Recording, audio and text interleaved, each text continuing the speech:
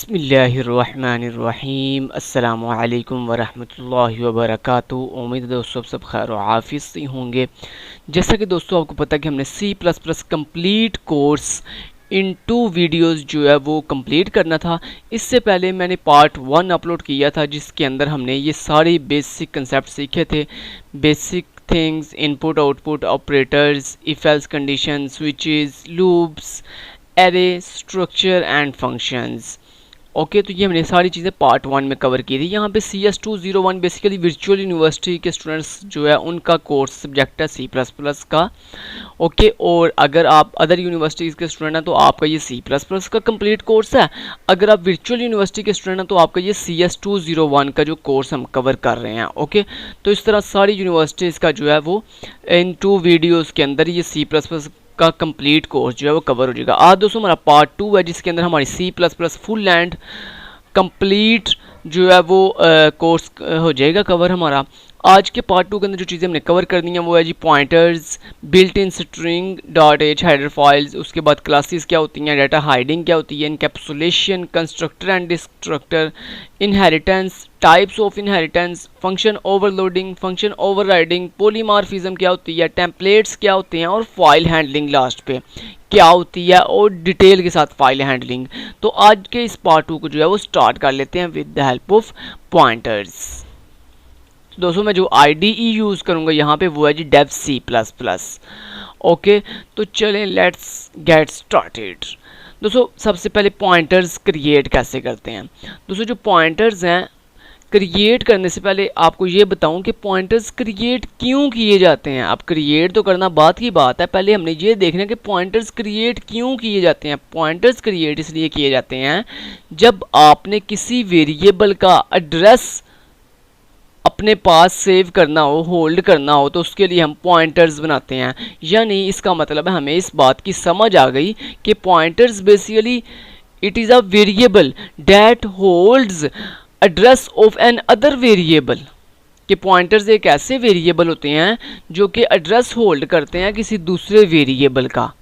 Okay अब हम बात कर लेते हैं कि पॉइंटर्स क्रिएट कैसे किए जाते हैं। दोस्तों पॉइंटर्स भी एक नॉर्मल सिंपल वेरिएबल जैसे हम क्रिएट करते हैं वैसे ही क्रिएट किए जाते हैं, लेकिन पॉइंटर के नाम से पहले जो है स्टैटिक लगता है।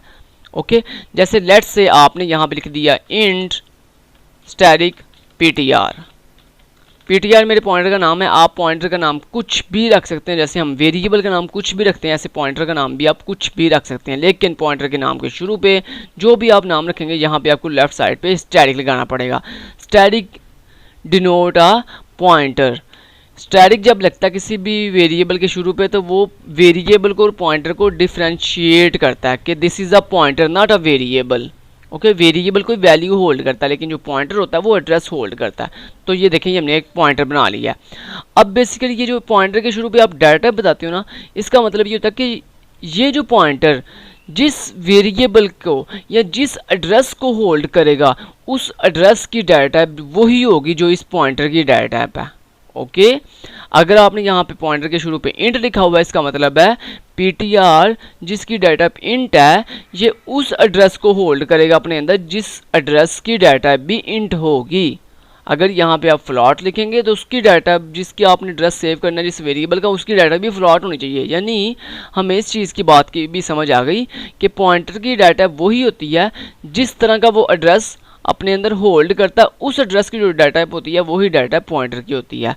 तो यहाँ पे दोस्तों मैंने एक वेरिएबल बना लेता हूँ फटाफट से इंट टाइप के साथ a नाम से जिसकी वैल्यू है 10। Okay got it.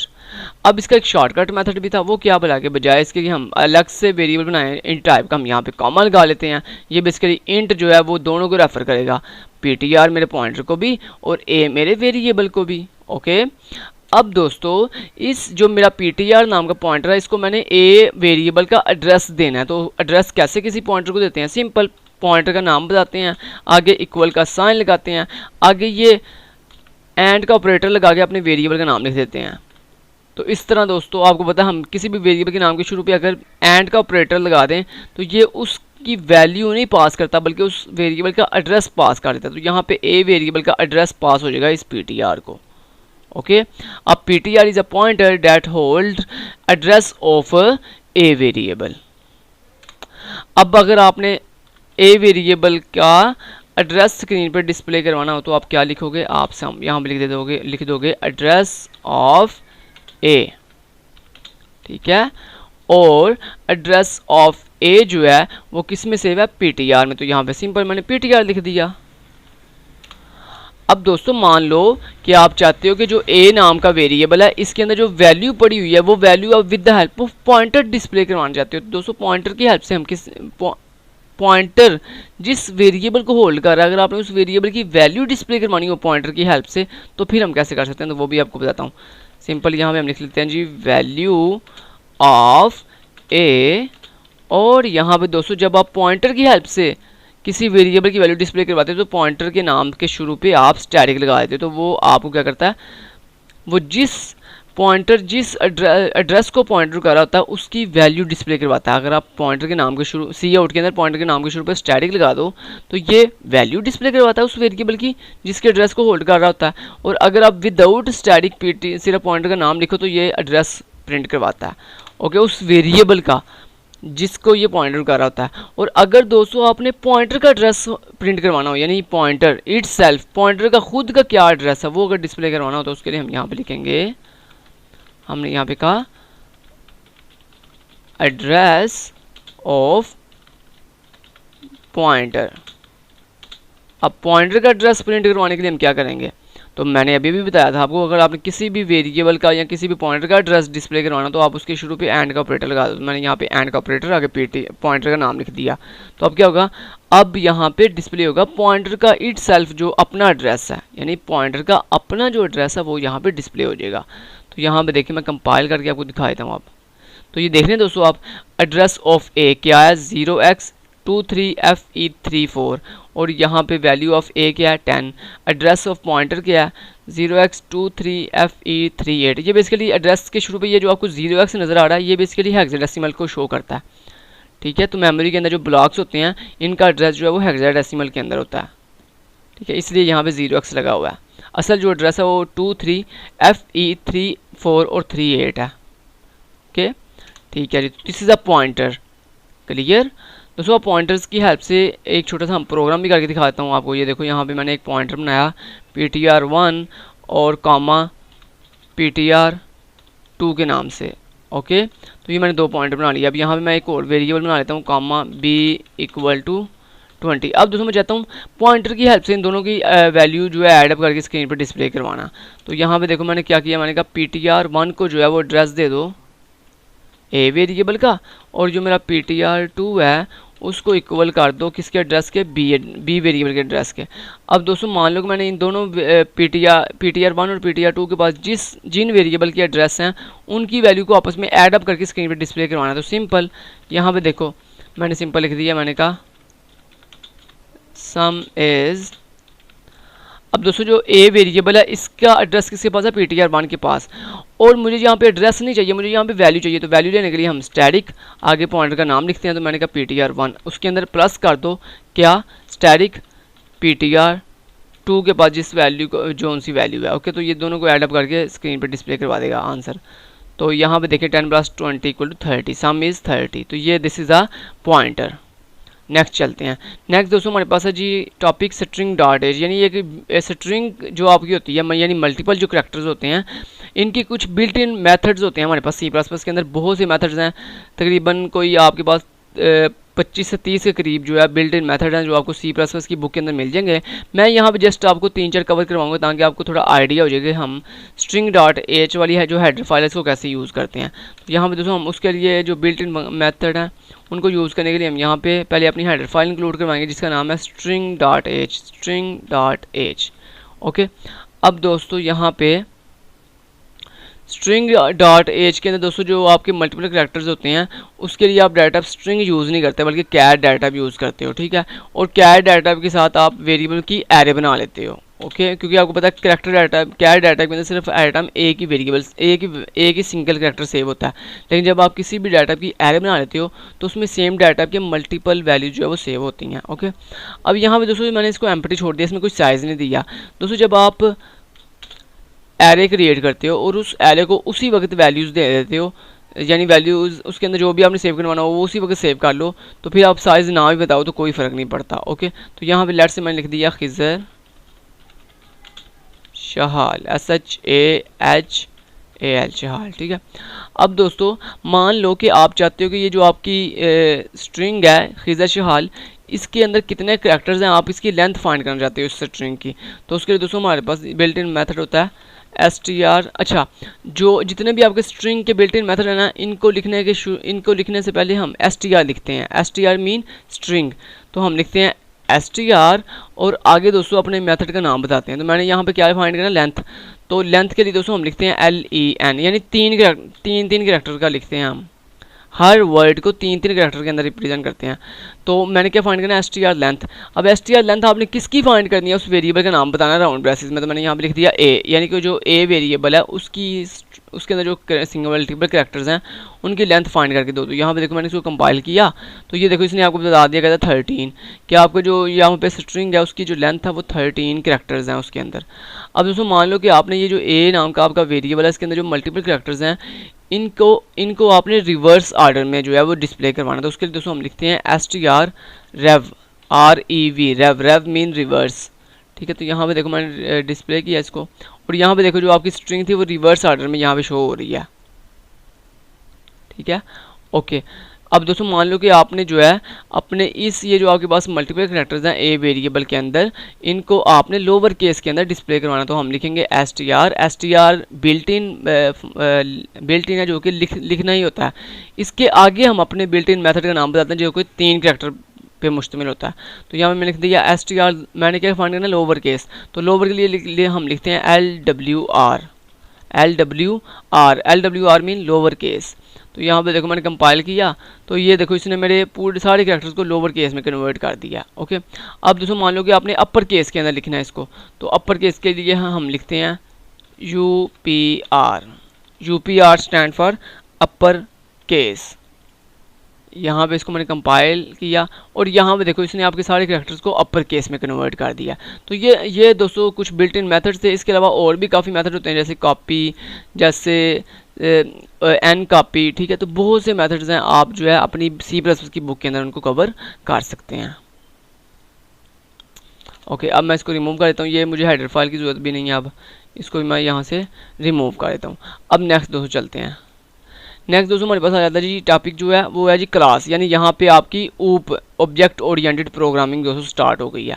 तो क्लास क्या होती है, अब पहले मैं आपको क्लास की डेफिनेशन बताऊँ। कहता है class is a whole data type, class is a whole data type in which store data members and member function, in which store data members और डाटा मेंबर फंक्शंस। अब डाटा मेंबर्स कौन से होते हैं, आपके जितने भी वेरिएबल्स होते हैं जिनमें आप वैल्यूज सेव करवाते हैं उनको हम data members of the class कहते हैं। और मेंबर फंक्शन किनको कहते हैं, जितने भी आप फंक्शंस क्रिएट करते हो अपनी क्लास के अंदर उनको हम member functions of the class कहते हैं। अब क्लास क्रिएट कैसे की जाती है, अब दोस्तों पहले तो मैं आपको ये बताऊँ क्लास का फ़ायदा क्या है। दोस्तों क्लास का फ़ायदा ये है कि जब आपने एक ही पैकेट के अंदर वेरिएबल्स भी और फंक्शंस भी एक ही पैकेट के अंदर क्रिएट करने हैं तो हम क्लास क्रिएट करते हैं। तो class is the largest packet in which C++ language. तो यहाँ पे देखो मैंने लिख दिया क्लास कैसे क्रिएट करते हैं, हम लिखते हैं क्लास का कीवर्ड, आगे लिखते हैं क्लास का नाम। तो मैंने यहाँ पे क्लास का नाम रख लिया लेट्स से मैंने ए नाम रख लिया, आप कुछ भी नाम रख सकते हैं क्लास का। तो मैंने यहाँ पे क्लास का नाम रख लिया ए, और दोस्तों क्लास के लास्ट पे जहाँ पे क्लास की बॉडी एंड होती है लास्ट में हम लगाते हैं semi colon. This is a class, this is a class. अब इस क्लास के अंदर आपने जो भी क्रिएट करना है वो आपका यहाँ पे क्रिएट होगा। ओके, तो ये हमने क्लास देख ली। अब नेक्स्ट चलते हैं। नेक्स्ट जो हमारा टॉपिक है वो आ जाता है जी डाटा हाइडिंग। डाटा हाइडिंग, अब डाटा हाइडिंग को सीखने से पहले मैं आपको जो कंसेप्ट सिखाना चाहता हूँ वो ज़रा गौर से सीख लें। दोस्तों आपकी जोन सी भी क्लास होती है, हर क्लास के अंदर 3 तरह के एक्सेस स्पेसिफायर होते हैं। अब एक्सेस स्पेसिफायर क्या चीज़ है, एक्सेस स्पेसिफायर बेसिकली दोस्तों क्लास के अंदर मौजूद डाटा मेंबर्स और मेंबर फंक्शंस को एक्सेस करने का एक मेथड होता है। एक्सेस करने के लिए कीवर्ड होते हैं, ठीक है, एक्सेस करने के कीवर्ड है। एक्सेस मीन उनको बुलाना, क्लास के डाटा मेंबर्स या मेंबर फंक्शंस को बुलाना एक्सेस करने के लिए हमारे पास 3 डिफरेंट एक्सेस स्पेसिफायर्स होते हैं। कौन कौन से? प्राइवेट, प्रोटेक्टेड और नंबर 3 के ऊपर पब्लिक। ठीक है, पहला कौन सा है? प्राइवेट, फिर कौन सा? प्रोटेक्टेड, फिर कौन सा? पब्लिक। ठीक है, अब दोस्तों जो आपके एक्सेस स्पेसिफायर होते हैं क्लास के अंदर, इनके नाम के बाद हम लगाते हैं कॉलन। क्या लगाते हैं? कॉलन। क्या लगाते हैं? कॉलन। ये हमने कॉलन लगा दिया। This is a access specifiers. Okay, अब इन तीनों में क्या डिफरेंस है ये बता देता हूँ। दोस्तों जो आपका प्राइवेट एक्सेस स्पेसिफायर होता है, इसके अंदर आप जब भी कोई चीज़ डिफाइन करते हो तो वो चीज़ आपकी सिर्फ इस क्लास के अंदर यूज़ होगी। इस क्लास से बाहर आप उस चीज़ को एक्सेस नहीं कर सकते। प्राइवेट की समझ आई? कि प्राइवेट जो एक्सेस स्पेसिफायर है, इसके नीचे यहाँ पे आप जितनी भी चीज़ें डिक्लेयर करोगे, चाहे वो डाटा मेंबर्स हों या मेंबर फंक्शंस हों, वो सिर्फ इसी विद इन अ क्लास, इसी क्लास के अंदर यूज़ होंगे। इस क्लास से बाहर किसी और क्लास या किसी और फंक्शन में आप यूज़ नहीं कर सकते। अब बात कर लेते हैं प्रोटेक्टेड एक्सेस स्पेसिफायर की। दोस्तों इस प्रोटेक्टेड एक्सेस स्पेसिफायर के नीचे आप जितनी भी चीज़ें डाटा मेंबर्स और मेंबर फंक्शंस डिक्लेयर करते हैं, उनको हम इस क्लास के अंदर यानी विद इन क्लास और इसकी जो चाइल्ड क्लास हम बनाते हैं उसके अंदर भी यूज़ कर सकते हैं। यानी प्रोटेक्टेड जो एक्सेस स्पेसिफायर है, इसके अंदर डिक्लेयर की हुई तमाम चीज़ों को हम इस क्लास के अंदर भी और इस क्लास की जो चाइल्ड क्लास होगी उसके अंदर भी यूज़ कर सकते हैं। लेकिन हाँ, चाइल्ड के अलावा किसी और क्लास या किसी और फंक्शन में यूज़ नहीं कर सकते प्रोटेक्टेड चीज़ों को। ओके, नेक्स्ट दोस्तों हमारे पास आ जाता है जी पब्लिक। पब्लिक जो एक्सेस स्पेसिफायर है, इसके अंदर हम जितनी भी चीज़ें डिक्लेयर करते हैं या डिफाइन करते हैं, उनको हम इस क्लास के अंदर भी, इसकी चाइल्ड क्लास के अंदर भी और अदर क्लासेस के अंदर और अदर फंक्शंस के अंदर भी यानी हर मीन पब्लिक एक्सेस स्पेसिफायर के अंदर डिफाइन की गई तमाम चीज़ों को हम इस क्लास से बाहर पब्लिकली हर जगह यूज़ कर सकते हैं। कोई रोक टोक नहीं है। समझ आई? ओके जी, अब हम बात कर लेते हैं अपने टॉपिक डाटा हाइडिंग की। डाटा हाइडिंग दोस्तों नाम से जाहिर है, यानी डाटा हाइड करना। डाटा हाइड मीन यानी ऐसा तरीका जिसके अंदर हम जो भी चीज़ डिफाइन करें वो सिर्फ विद इन क्लास यानी इसी क्लास के अंदर हम एक्सेस कर सकें, इस क्लास से बाहर इसकी चाइल्ड क्लास या किसी अदर क्लास के अंदर यूज़ ना कर सकें। ऐसे हम चीज़ों को, ऐसी हम कंसेप्ट को डाटा हाइडिंग कहते हैं। और मैंने अभी आपको बताया था कि जो प्राइवेट एक्सेस स्पेसिफायर है, इसके अंदर जब भी आप कोई चीज़ डिफाइन करते हो तो उसको सिर्फ आप विद इन क्लास यानी इसी क्लास के अंदर यूज़ कर सकते हो। तो इसका मतलब है हमें ये चीज़ डिफाइन हो गई कि जब डाटा हाइडिंग वो होती है जब आप अपनी किसी भी चीज़ को क्लास के प्राइवेट एक्सेस स्पेसिफायर के अंदर डिफाइन कर देते हो, चाहे वो आपका डाटा मेंबर हो या मेंबर फंक्शन हो, तो उसको हम कहते हैं कि हमने क्या यूज़ कर दिया है? डाटा हाइडिंग यूज़ कर दिया है। यानी सिंपल कि जब भी आप किसी क्लास के अंदर प्राइवेट एक्सेस स्पेसिफायर यूज़ कर लेते हो तो इसका मतलब है आप क्या कर रहे हो? डाटा हाइडिंग कर रहे हो। लेट्स से, अब मैं आपको करके दिखा देता हूँ। यहाँ पे मैंने प्राइवेट के अंदर एक वेरिएबल बनाया इंट ए नाम से, जिसकी वैल्यू मैंने एक वेरिएबल बनाया ए नाम से। उसके बाद मैंने प्रोटेक्टेड के अंदर एक वेरिएबल बनाया इंट टाइप से बी नाम से, और फिर मैंने पब्लिक के अंदर एक वेरिएबल बनाया इंट सी नाम से, जस्ट आपको एग्जांपल देने के लिए। ओके, ठीक है जी। अब दोस्तों मान लो कि ये मेरा मेन का फंक्शन है। अब इस मेन के फंक्शन के अंदर मुझे इस क्लास के चीज़ों को एक्सेस करना है। तो दोस्तों सबसे पहले जब भी आपने किसी क्लास के अंदर मौजूद उसके डाटा मेंबर्स या मेंबर्स फंक्शंस को एक्सेस करना हो तो आपको क्लास का ऑब्जेक्ट क्रिएट करना पड़ता है। तो ऑब्जेक्ट कैसे क्रिएट करते हैं? जब क्लास आपकी यहाँ पे एंड होती है, जहाँ पे आपने ये सेमीकोलन लगाया, यहाँ पे भी आप ऑब्जेक्ट का नाम बता सकते हो, ऑब्जेक्ट जो है डिफाइन कर सकते हो, और ऑब्जेक्ट का नाम आप कुछ भी रख सकते हो। लेट्स से मैंने रख दिया OBJ, this is a object. अब जब भी आपने इस ए नाम की क्लास के किसी भी डाटा मेंबर या मेंबर फंक्शंस को एक्सेस करना होगा तो आप सिंपल ओबीजे कहोगे। क्या कहोगे? ओबीजे कहोगे। अब एक तरीका ये हो गया डिफाइन करने का। दूसरा तरीका दोस्तों ये होता है कि आप मेन के फंक्शन के अंदर भी ऑब्जेक्ट बना सकते हो किसी भी बॉडी का।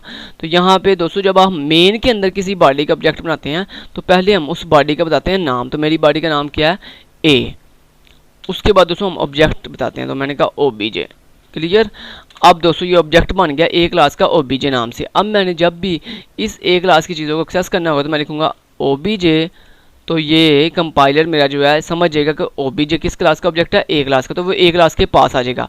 लेकिन ए क्लास के अंदर जाने के लिए हम लगाते हैं ऑब्जेक्ट के बाद डॉट, तो डॉट उसके अंदर चला जाता है। अब दोस्तों लेट्स से मैंने यहाँ पे लिख दिया OBJ डॉट ए के, यानी जो मेरी ए क्लास है जिसका ऑब्जेक्ट OBJ जिस भी क्लास का ऑब्जेक्ट है डॉट उसके अंदर जो ए नाम का वेरिएबल है उसको जो है वो एक्सेस करो और उसको इक्वल कर दो 10 के। अब यहाँ पे एरर आएगा। एरर क्यों आएगा? क्योंकि A is a private access specified variable, और मैंने आपको बताया था जो सिर्फ पब्लिक चीज़ें होती हैं वही हम हर जगह यूज़ कर सकते हैं। जो प्राइवेट और प्रोटेक्टेड चीज़ें होती हैं उनको हम क्लास से बाहर यूज़ नहीं कर सकते। कंपाइल किया और यहाँ पे देखें एरर आ गया, वो कह रहा है इंट ए इज़ प्राइवेट। ठीक है, अच्छा ये आपको पता चल गया कि प्राइवेट चीज़ों को हम यूज़ नहीं कर सकते बाहर। अब लेट्स से मैं यहाँ पे लिख देता हूँ जी OBJ डॉट बी, यानी मैं चेक करना चाहता हूँ क्या हम अगर प्राइवेट को यूज़ नहीं कर सकते तो क्या आप प्रोटेक्टेड चीज़ों को यूज़ कर सकते हैं। तो यहाँ पे देखिए मैंने कंपाइल किया, यहाँ पे फिर एरर आ गया, कहता है बी इज़ प्रोटेक्टेड। इसका मतलब है हम प्रोटेक्टेड चीज़ों को भी चाइल्ड क्लास के अंदर हाँ यूज़ कर सकते हैं, लेकिन प्रोटेक्टेड चीज़ों को चाइल्ड क्लास के अलावा, यानी इस ए क्लास की अगर कोई चाइल्ड क्लास हम बनाएंगे तो उस चाइल्ड क्लास के अंदर हम प्रोटेक्टेड चीज़ों को तो यूज़ कर सकते हैं, लेकिन किसी और चाइल्ड के अलावा किसी और क्लास या किसी और बॉडी में यूज़ नहीं कर सकते। अब अगर मैंने लेट्स से यहाँ लिख दिया OBJ डॉट सी, तो दोस्तों अब ये एक्सेस हो जाएगा। एक्सेस क्यों हो जाएगा? क्योंकि जो सी वेरिएबल है वो ना तो प्राइवेट है और ना ही प्रोटेक्टेड है, बल्कि वो एक पब्लिक वेरिएबल है। और मैंने आपको बताया है कि किसी भी क्लास के अंदर जो पब्लिक चीज़ें होती हैं उनको आप किसी भी जगह पे यूज़ कर सकते हो। यहाँ पे मैंने कंपाइल किया और यहाँ पे देखें ये सक्सेसफुली रन हो चुका है। तो यहाँ पे आपको क्लियर समझ लग गई होगी। ओके, एक्सेस स्पेसिफायर्स की भी और डाटा हाइडिंग की भी। अब यहाँ पे अगर मैं आपको ये पूछूं कि इस क्लास ए के अंदर डाटा हाइडिंग कहाँ पे लगी हुई है, तो आप कहोगे ये जो ए नाम का वेरिएबल है ये बेसिकली डाटा हाइडिंग की एग्जांपल है। क्यों?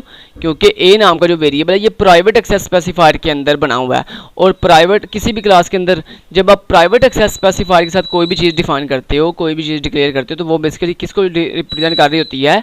डाटा हाइडिंग को रिप्रेजेंट कर रही होती है। Okay, next topic encapsulation. Encapsulation दोस्तों कैप्सल देखा, कैप्सल वो मेडिसिन वाला कैप्सल, वो आपने खाया होगा जब आपकी तबीयत ख़राब होती है तो आप कैप्सल खाते हो। अच्छा, उस कैप्सल के जो है दो जो है वो पार्ट्स होते हैं, एक लेफ्ट पार्ट होता है और एक राइट पार्ट होता है। लेफ्ट पार्ट का कलर कुछ और होता है, राइट पार्ट का कलर कुछ और होता है, यानी कैप्सल के दो पार्ट्स होते हैं। कैप्सल के दो पार्ट्स होते हैं, तो वहाँ से हमने इनकैप्सुलेशन निकाला है। अब क्लासेस के अंदर इनकैप्सुलेशन का क्या मतलब है ये हम अभी आपको डिफाइन कर देते हैं, लेकिन उससे पहले मैं आपको ये सारी चीज़ें रिमूव कर दूं। यहाँ पे मैं अब प्रॉपर एक क्लास बनाने लगा हूँ। यहाँ पे देखिए मैंने लिखा प्राइवेट इंट ए, यहाँ पे मैंने एक पब्लिक एक्सेस स्पेसिफायर बनाया और इसके अंदर मैंने एक फंक्शन बनाया वाइड शो नाम से, और यहाँ भी मैंने लिख दिया सी आउट वैल्यू ऑफ ए और ए की वैल्यू। अब यहाँ भी मैंने ए की वैल्यू दे दी ए इक्वल टू 10। ठीक है, ओके। अब यहाँ पे मैं बैकस्लैश एन भी यूज़ कर लेता हूँ। अब यहाँ पे दोस्तों मान लो कि मैंने यहाँ पे अब क्या करना है, अपने शो नाम के मेथड को कॉल करना। तो मैं क्या लिखूंगा, मैं कहूँगा OBJ जिस क्लास का ऑब्जेक्ट है डॉट उसके अंदर जाओ, उसके अंदर शो नाम का फंक्शन है उसको कॉल कर दो। ये कॉल करेगा कि नहीं करेगा? करेगा। क्यों? क्योंकि ये पब्लिक एक्सेस स्पेसिफायर के अंदर बंद है। अब देखो जैसे मैंने कंपाइल किया तो यहाँ पे देखो आपको लिखा हुआ नजर आ रहा है वैल्यू ऑफ ए 10। ओके, अब दोस्तों ये जो ए वेरिएबल है इसको हमने यहाँ पे कैसे एक्सेस कर लिया? ये तो प्राइवेट का हिस्सा है, तो फिर ये कैसे यहाँ पे शो के अंदर कैसे यूज़ हो गया? वो इसलिए क्योंकि दोस्तों जो शो नाम का फंक्शन है ये क्लास ए का ही हिस्सा है। ओके, और मैंने आपको बताया था जो प्राइवेट चीज़ें होती हैं वो अपनी क्लास पूरी क्लास के अंदर जहां मर्जी यूज़ आप कर सकते हैं, हाँ क्लास से बाहर यूज़ नहीं कर सकते। अपनी क्लास के विद इन क्लास आप जहां मर्जी उसको एक्सेस करो। ओके दोस्तों, ये डाटा हाइडिंग तो मैंने आपको सिखा दिया कि जो प्राइवेट एक्सेस स्पेसिफायर की चीज़ें होती हैं उनको हम डाटा हाइडिंग कहते हैं। अब इनकैप्सुलेशन क्या थी? इनकैप्सुलेशन के दो, जैसे कि मैंने आपको बताया कैप्चर के दो पार्ट्स होते हैं, ऐसे इनकैप्सुलेशन का मतलब ये है कि जब आप किसी भी क्लास के अंदर वेरिएबल्स यानी डाटा मेंबर्स और मेंबर फंक्शंस को यूज़ कर लेते हो इकट्ठे एक साथ, तो इसको हम कहते हैं इनकैप्सुलेशन।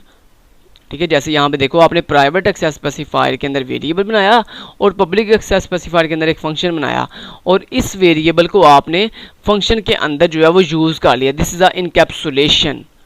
इनकैप्सुलेशन फिर बता देता हूँ, इनकैप्सुलेशन ये होती है जब आप अपनी क्लास के अंदर वेरिएबल्स डाटा मेंबर्स भी बनाओ और मेंबर फंक्शंस यानी वेरिएबल्स और फंक्शंस क्रिएट कर दो, और फिर देन जो आपने प्राइवेट एक्सेस स्पेसिफायर के अंदर वेरिएबल बनाए हो उन वेरिएबल को जब आप अपनी उसी क्लास के अंदर मौजूद फंक्शंस के अंदर यूज़ करते हो उन वेरिएबल्स को, तो इसको हम कहते हैं इनकैप्सुलेशन। यानी हमने वेरिएबल्स और फंक्शंस को आपस में अटैच कर दिया, मिला दिया, मिक्स करके हमने काम कर लिया, तो this is a encapsulation. Next चलते हैं, कंस्ट्रक्टर एंड डिस्ट्रक्टर। दोस्तों कंस्ट्रक्टर और डिस्ट्रक्टर बेसिकली फंक्शंस होते हैं। क्या होते हैं? फंक्शंस होते हैं। किसके? क्लास के। अच्छा जी, अच्छा जी। अब दोस्तों आपको बताना ये चाहता हूँ, यहाँ पे देखो इसको भी रिमूव कर दिया। ओके, अब दोस्तों किसी क्लास के अंदर कंस्ट्रक्टर कैसे बनता है? कंस्ट्रक्टर दोस्तों इस तरह बनता है, कंस्ट्रक्टर का नाम क्या, पहले हम बताते हैं। कंस्ट्रक्टर की कोई डाटा भी नहीं होती दोस्तों, कंस्ट्रक्टर और डिस्ट्रक्टर की कोई भी रिटर्न डाटा भी नहीं होती। जैसे कि हर फंक्शन की एक रिटर्न डाटा होती है शुरू पे, इस तरह कंस्ट्रक्टर और डिस्ट्रक्टर की कोई रिटर्न डाटा भी नहीं होती। और जो कंस्ट्रक्टर और डिस्ट्रक्टर का नाम होता है वो जो क्लास का नाम होता है वही नाम कंस्ट्रक्टर और डिस्ट्रक्टर का होता है। यहाँ पर देखिए मैं लिख दिया ए, और उसके बाद दोस्तों कंस्ट्रक्टर और डिस्ट्रक्टर की शेप बिल्कुल फंक्शन की तरह होती है। नाम जो है वही होता है जो हमारी क्लास का नाम होता है। उसके बाद हम लगाते हैं राउंड ब्रेसेस, जैसे फंक्शन की राउंड ब्रेसेस होती हैं। उसके बाद हम बताते हैं बॉडी। ठीक है, दिस इज द कंस्ट्रक्टर। ये कंस्ट्रक्टर बन गया। जब आप अपनी क्लास के अंदर अपनी क्लास का नाम, उसके बाद राउंड ब्रेसेस और उसके बाद बॉडी बना देते हैं तो उसको हम कहते हैं कंस्ट्रक्टर। क्या कहते हैं? कंस्ट्रक्टर। अब कंस्ट्रक्टर यूज़ क्यों किया जाता है दोस्तों? कंस्ट्रक्टर आपके क्लास के अंदर जितने भी आपके डाटा मेंबर्स होते हैं यानी वेरिएबल्स होते हैं उनकी वैल्यूज़ को इनिशियलाइज करने के लिए यूज़ किए जाते हैं। लेट्स से यहाँ पे मेरे पास एक वेरिएबल है प्राइवेट और उसके अंदर मेरे पास एक वेरिएबल है इंट ए। अब मैंने इस ए वेरिएबल की वैल्यू को इनिशियलाइज करना है तो मैंने यहाँ पे लिख दिया कंस्ट्रक्टर के अंदर, मैंने कहा a equal to 10। This is a constructor. अब डिस्ट्रक्टर कैसे बनता है? ए दोस्तों डिस्ट्रक्टर के अंदर हम कुछ नहीं लिखते, डिस्ट्रक्टर एम्प्टी होता है। हाँ आप कुछ लिख भी सकते हो, आपकी मर्जी है, लेकिन कंस्ट्रक्टर का बेसिकली काम जो है वो मैं आपको बता देता हूँ। कंस्ट्रक्टर का दोस्तों काम ये होता है, अब आप कहोगे कंस्ट्रक्टर और डिस्ट्रक्टर एक ही तरह बनते हैं, जैसे कंस्ट्रक्टर बनाया वैसे ही हमने डिस्ट्रक्टर बना दिया, फिर इन दोनों में फ़र्क क्या हुआ दोस्तों? बेसिकली ये डिस्ट्रक्टर नहीं बना। डिस्ट्रक्टर कैसे बनता है? डिस्ट्रक्टर के नाम के शुरू पे हम ये डेल्टा साइन लगाते हैं। ठीक है, दिस इज़ अ कंस्ट्रक्टर। अब ये बन गया कंस्ट्रक्टर। ठीक है, सॉरी डिस्ट्रक्टर। कंस्ट्रक्टर और डिस्ट्रक्टर में फ़र्क ये होता है, कंस्ट्रक्टर के नाम के शुरू पे कोई साइन नहीं होता, लेकिन डिस्ट्रक्टर के शुरू पे ये डेल्टा साइन होता है। ओके, अब डिस्ट्रक्टर बनाया क्यों जाता है दोस्तों? डिस्ट्रक्टर बेसिकली इसलिए बनाया जाता है जब भी आप किसी क्लास के अपने प्रोग्राम को कंपाइल करते हो और उस प्रोग्राम के अंदर एक क्लास है, वो पूरी की पूरी क्लास आपकी मेमोरी में लोड हो जाती है। अब दोस्तों लेट्स से फर्ज कर लो आपके पास 3 क्लासेस हैं। अब जब वो तीनों क्लासेस एट अ टाइम आपकी मेमोरी के अंदर लोड हो जाएंगी, तो मेमोरी के अंदर लोड जो जैसे ही वो लोड होंगी तो मेमोरी की स्पेस ऑक्यूपाई कर लेंगी। जैसे ही मेमोरी की स्पेस ज़्यादा ऑक्यूपाई करेंगी तो हमारा सिस्टम जो है वो सुस्त काम करना शुरू कर देगा। ठीक है, तो हम दोस्तों कोई ऐसा तरीका नहीं लगा सकते कि हम जिस करंट क्लास पे काम कर रहे हैं यानी कंपाइल करने के बाद जिस अभी हम अपने प्रोग्राम की जिस करंट क्लास पे काम कर रहे हैं सिर्फ वही क्लास मेमोरी के अंदर रहे, जो अदर क्लासेस हैं वो मेमोरी से बाहर निकल जाए, यानी जिनका काम ख़त्म हो गया वो मेमोरी से बाहर जाके ड्राइव में वापस चली जाएँ। तो दोस्तों ये जो बेसिकली ये जो आपका डिस्ट्रक्टर होता है ये बेसिकली यही काम करता है। जैसे ही किसी क्लास का मेमोरी में काम ख़त्म होता है तो फ़ौरन से डिस्ट्रक्टर जो है वो उसे डिस्ट्रॉय कर देता है। डिस्ट्रक्टर बेसिकली डिस्ट्रॉय से निकला, डिस्ट्रॉय मीन ख़त्म कर देना, क्लास मेमोरी से धक्का दे के बाहर निकाल देना कि भाग जो भाई यहाँ से, आपका काम ख़त्म हो गया, डिस्ट्रॉय, सेशन ख़त्म हो गया आपका। ठीक है, तो यही बेसिकली काम होता है डिस्ट्रक्टर का। तो डिस्ट्रक्टर के अंदर आप कुछ लिख लो ना लिखो कोई फ़र्क नहीं पड़ता। ओके, अब ये मैंने आपको बता दिया। उसके बाद दोस्तों अब यहाँ पे देखो मैंने एक फंक्शन बना लेता हूँ वाइड शो नाम से। ओके, अब दोस्तों अब पूछो, अगर आप पूछोगे लेट्स से शो नाम से नहीं, मैंने यहाँ पे शो नाम से हाँ बॉडी तो बनाई नहीं। ओके, अब यहाँ मैं लिख दिया ए। ठीक है, ओके जी। अब दोस्तों जो कंस्ट्रक्टर और डिस्ट्रक्टर होता है, क्या इसको भी कॉल करते हैं? जैसे हम जो ये जितने भी मेथड फंक्शंस बनाते हैं, जिस तरह हम इन फंक्शंस को कॉल करते हैं, क्या कंस्ट्रक्टर और डिस्ट्रक्टर को भी कॉल करते हैं? नहीं, कंस्ट्रक्टर और डिस्ट्रक्टर को कॉल नहीं किया जाता। कंस्ट्रक्टर और डिस्ट्रक्टर खुद ब खुद कॉल हो जाते हैं। कैसे खुद ब खुद कॉल होते हैं? जब भी दोस्तों आप किसी क्लास का ऑब्जेक्ट क्रिएट करते हो तो फ़ौरन से आपके कंस्ट्रक्टर और डिस्ट्रक्टर जो है वो कॉल हो जाते हैं, आपको कॉल करना नहीं पड़ता इनको। ठीक है, अब यहाँ पे देखो जस्ट मैंने शो नाम के मेथड को कॉल किया। अब जैसे मैंने इसको कंपाइल किया तो ये आपका कंस्ट्रक्टर और डिस्ट्रक्टर देखें फ़ौरन कॉल हो गया। और कंस्ट्रक्टर के अंदर मैंने क्या कहा था, a = 10। देखो कंस्ट्रक्टर कॉल हुआ, उसने a के अंदर 10 रखवाया और शो नाम के मेथड ने उसको डिस्प्ले करवाया। और जैसे ही इस क्लास का काम ख़त्म हुआ तो डिस्ट्रक्टर ने इस पूरी क्लास के सारे कोड को मेमोरी से उठाया और डिस्ट्रॉय करके ड्राइव में वापस भिजवा दिया। ओके, तो this is a constructor and destructor. Next चलते हैं, इनहेरिटेंस। इनहेरिटेंस क्या चीज़ होती है दोस्तों? इनहेरिटेंस ये होती है जब आप एक क्लास को दूसरी क्लास के साथ इनहेरिट करते हो, यानी लिंक अटैच करते हो, यानी एक पेरेंट और चाइल्ड का रिलेशनशिप कायम करते हो। This is a inheritance. Okay, ठीक है जी। अब दोस्तों यहाँ पे देखो, आप देखना ज़रा,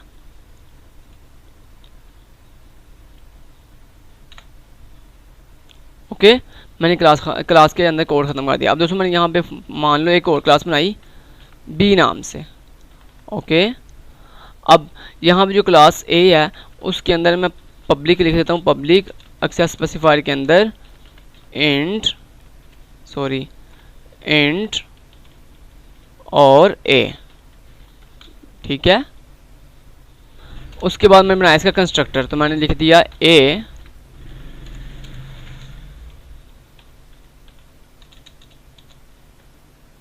और मैंने लिख दिया a = 10।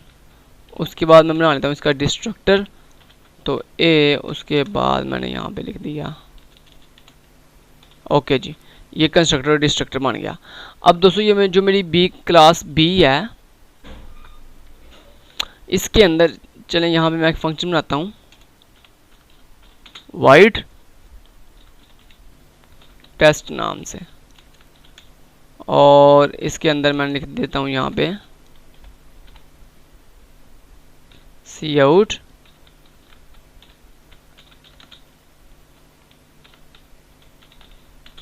क्लास ए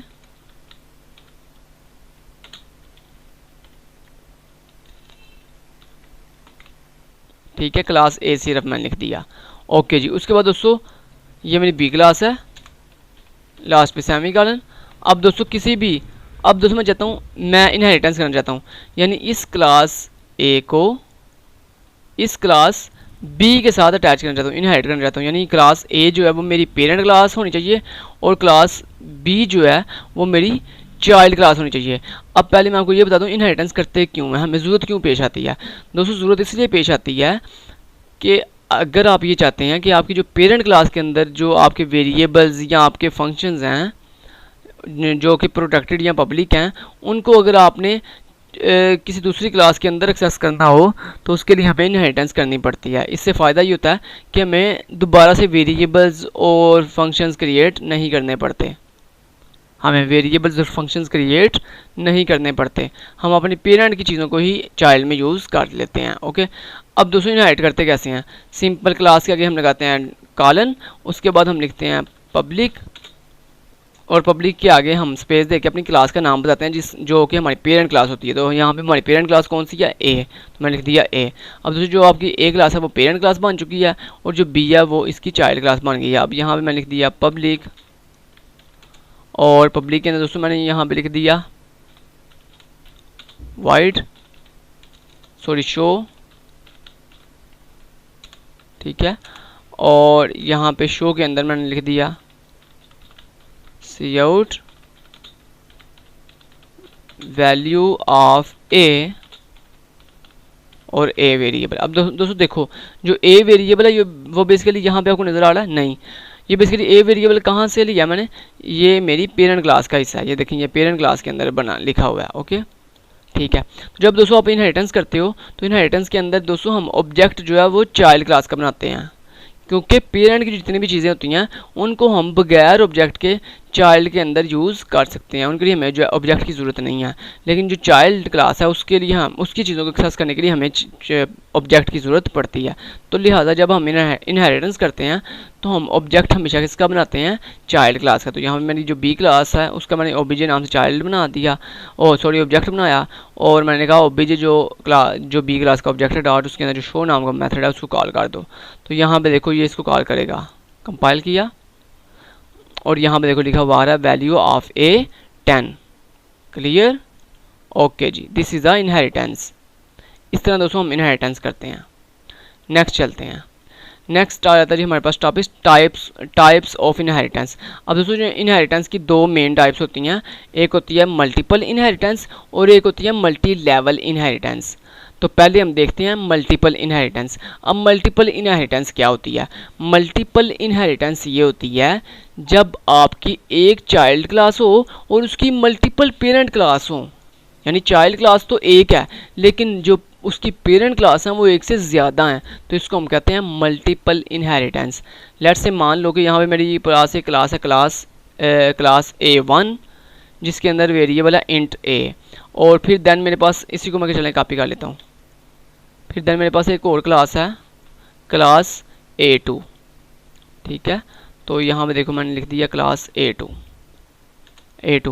अब यहाँ पे क्लास A2 जो है उसके अंदर कंस्ट्रक्टर का नाम भी वही होता है जो क्लास का होता है, तो यहाँ पे A2 लिखा आएगा और यहाँ पे डिस्ट्रक्टर का A2, ऐसे ही ऊपर A1 और A1 आएगा, यहाँ पे A1 आएगा कंस्ट्रक्टर और यहाँ पे डिस्ट्रक्टर आएगा A1, ठीक है। ये बात आपने याद रखनी है, जो क्लास का नाम हो वही डिस्ट्रक्टर कंस्ट्रक्टर का नाम होता है, ओके जी। अब यहाँ पे दोस्तों मैंने जो A2 क्लास है उसके अंदर मैंने बना लिया B नाम का वेरिएबल, जिसकी वैल्यू मैंने कर ली, यहाँ पे मैंने कह देता हूँ जी B = 20, ओके। यहाँ पे चाहे आप ये फंक्शन जो है वो रिमूव कर दो क्योंकि अभी हमने इनको कौन सा कॉल कर रहे हैं, ओके। ये हम सिर्फ कंस्ट्रक्टर और डिस्ट्रक्टर बना लेते हैं, हमें फजूल में इनको बनाया हुआ है, ओके। वैसे आप कॉल करना चाहें तो चलिए नेक्स्ट जो है वो टॉपिक के अंदर ये जब मैं आपको समझाऊंगा function overloading and function overriding, तो आपको ऑटोमेटिक समझ लग जाएगी कि हम फंक्शंस को कैसे कॉल करते हैं, ओके ठीक है जी। अब यहाँ पे देखो मेरे पास जो क्लास है A2 हो गई, यहाँ पे मेरे पास चाइल्ड क्लास है B और यहाँ पे एक क्लास है A1। अब दोस्तों एक जो चाइल्ड होती है उसके साथ मल्टीपल पेरेंट्स को कैसे इनहेरिट करते हैं ये हमने सीखना है। तो सिंगल इनहेरिटेंस तो मैंने आपको सिखा दिया कि इस तरह से हम पब्लिक आगे क्लास का नाम बताते हैं, लेकिन यहाँ पे अब मेरे पास दो पेरेंट हैं A1 और A2। तो यहाँ पे दोस्तों मल्टीपल पेरेंट्स को कैसे इनहेरिट करते हैं, सिंपल, पहली क्लास का नाम देन कॉमा, देन दूसरी क्लास का नाम, देन कॉमा, देन तीसरी क्लास का नाम, देन कॉमा, देन चौथी क्लास का नाम। लेकिन यहाँ पे हमारे पास सिर्फ दो ही क्लासेस हैं, तो A1, A2।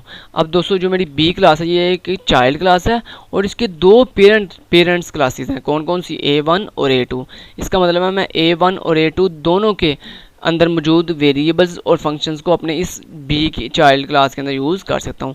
तो यहाँ पे देखो मैंने यहाँ पे लिख दिया, इसको ही कॉपी कर लेता हूँ और यहाँ पे लिख लेता हूँ जी वैल्यू ऑफ B। अब जो A वेरिएबल है वो A1 क्लास का हिस्सा है और जो B वेरिएबल है वो जो है A2 क्लास का हिस्सा है। तो यहाँ पे देखो मैं अपनी दोनों क्लासेस को एक्सेस कर रहा हूँ चाइल्ड के अंदर। तो यहाँ पे देखो मैंने कंपाइल किया और यहाँ पे देखो आपको नज़र आ रहा है value of A10, value of B 20। तो इस तरह दोस्तों हमें फ़ायदा हो जाता है कि हमारे पास मल्टीपल पेरेंट्स की एक ही चाइल्ड क्लास होती है जिसके अंदर हम अपने तमाम मल्टीपल पेरेंट्स क्लासेस की चीज़ों को एक ही चाइल्ड के अंदर एक्सेस कर सकते हैं। This is the multiple inheritance. अब हमने सीखना है multi level inheritance. Multi level inheritance. अब मल्टी लेवल इनहेरिटेंस क्या होती है दोस्तों, मल्टी लेवल इनहेरिटेंस ये होती है कि एक पेरेंट फिर आगे उसका चाइल्ड, फिर आगे उसका चाइल्ड, फिर आगे उसका चाइल्ड, ऐसे यानी दादा परदादा, यानी चाइल्ड बेटा, आगे उसका बाप, आगे उसका बाप, आगे उसका बाप, यानी एक लड़ी के अंदर। ठीक है। अब मान लो A1 जो है वो एक पेरेंट क्लास है जिसकी चाइल्ड क्लास है A2। ठीक है, तो मैंने यहाँ पे लिख दिया पब्लिक A1। अब जो मेरे पास B क्लास है, चलिए यहाँ पे हम नाम रख लेते हैं C और ऊपर AB। यहाँ पे हमने नाम रख लिया A और यहाँ पे नाम रख लिया B।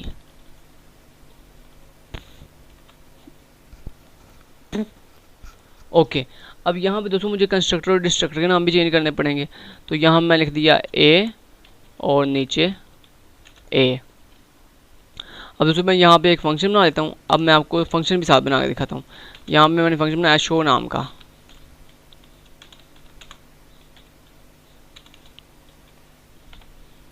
ठीक है, जिसके अंदर मैं लिख दिया सी आउट वैल्यू ऑफ ए और ए वेरिएबल की वैल्यू। अब मैंने यहाँ पे इसी को कॉपी कर दिया और इसको यहाँ पे पेस्ट कर दिया। ठीक है, और यहाँ पे लिख दिया वैल्यू ऑफ बी और यहाँ पे कंस्ट्रक्टर नाम क्या जी हमारे पास बी और यहाँ पे डिस्ट्रक्टर भी बी और वैल्यू ऑफ बी। अब यहाँ पे मेरे पास एक और क्लास है क्लास सी जो कि जिसके साथ मैंने इनहेरिट किया हुआ है बी को, यानी सी का पेरेंट है बी और बी का पेरेंट है ए, सीक्वेंस के साथ एक। ठीक है, अब दोस्तों यहाँ पे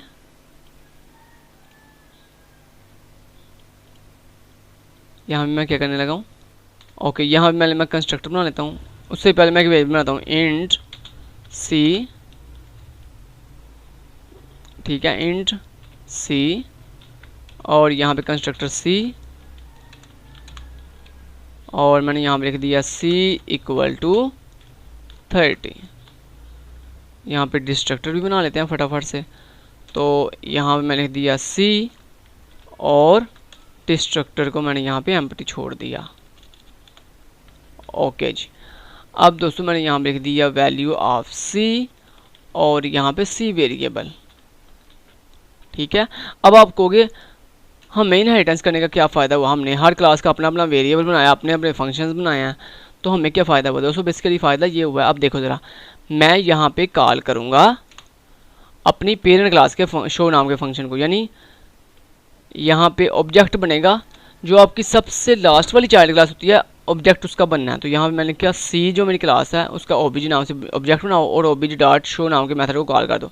जैसे ही दोस्तों ये कंपाइलर मेरा सी क्लास के अंदर आएगा शो नाम के फंक्शन के पास, तो मैं यहाँ पे आके जो मेरी सी क्लास है उसकी जो पेरेंट क्लास है बी, उसके शो फंक्शन को यहाँ पे कॉल कर दूंगा। तो दोस्तों चाइल्ड के अंदर पेरेंट क्लास के किसी फंक्शन को कॉल कैसे करते हैं, सिंपल पेरेंट क्लास का नाम बोलते हैं। तो पेरेंट क्लास का नाम क्या है बी, उसके अगले कहते हैं रेजोल्यूशन ऑपरेटर, यानी ये डबल डॉट होते हैं रेजोल्यूशन ऑपरेटर, और उसके बाद अपने फंक्शन का नाम बताते हैं। तो मैंने लिख दिया शो। ठीक है, अब दोस्तों जैसे ही कंपाइलर इसके अंदर आएगा तो यहाँ पे शो के अंदर आता है सबसे पहले ये जैसे ही यहाँ पे आएगा तो फ़ौरन से ये बी क्लास के अंदर, मैंने कहा बी जो इसकी पेरेंट क्लास है उसके पास जाओ और उसके शो फंक्शन को कॉल करो। तो मेरा कंपाइलर यहाँ से ऊपर चला जाएगा बी क्लास के पास। जैसे ही बी क्लास के पास आया, इसके शो नाम के फंक्शन के अंदर आएगा, तो मैंने यहाँ पे कहा नहीं नहीं अभी तुमने इसको प्रिंट नहीं करना, पहले तुम क्या करो जो इसकी पेरेंट क्लास है ए उसके अंदर जाओ और उसके अंदर उसके शो मेथड को कॉल कर दो। दोस्तों ये फ़ायदा होता है कि हम एक चाइल्ड के ऊपर उसके पेरेंट की फंक्शंस को कॉल कर सकते हैं उसके अंदर, फिर जब हम उसके पेरेंट में जाते हैं देन उसके आगे जो उसके पेरेंट होते हैं सॉरी उसका जो पेरेंट होता है उसके मेथड को हम इस तरह कॉल करते हैं, यानी एक दर्जा बदर्जा हम ऊपर की तरफ मूव करते हैं।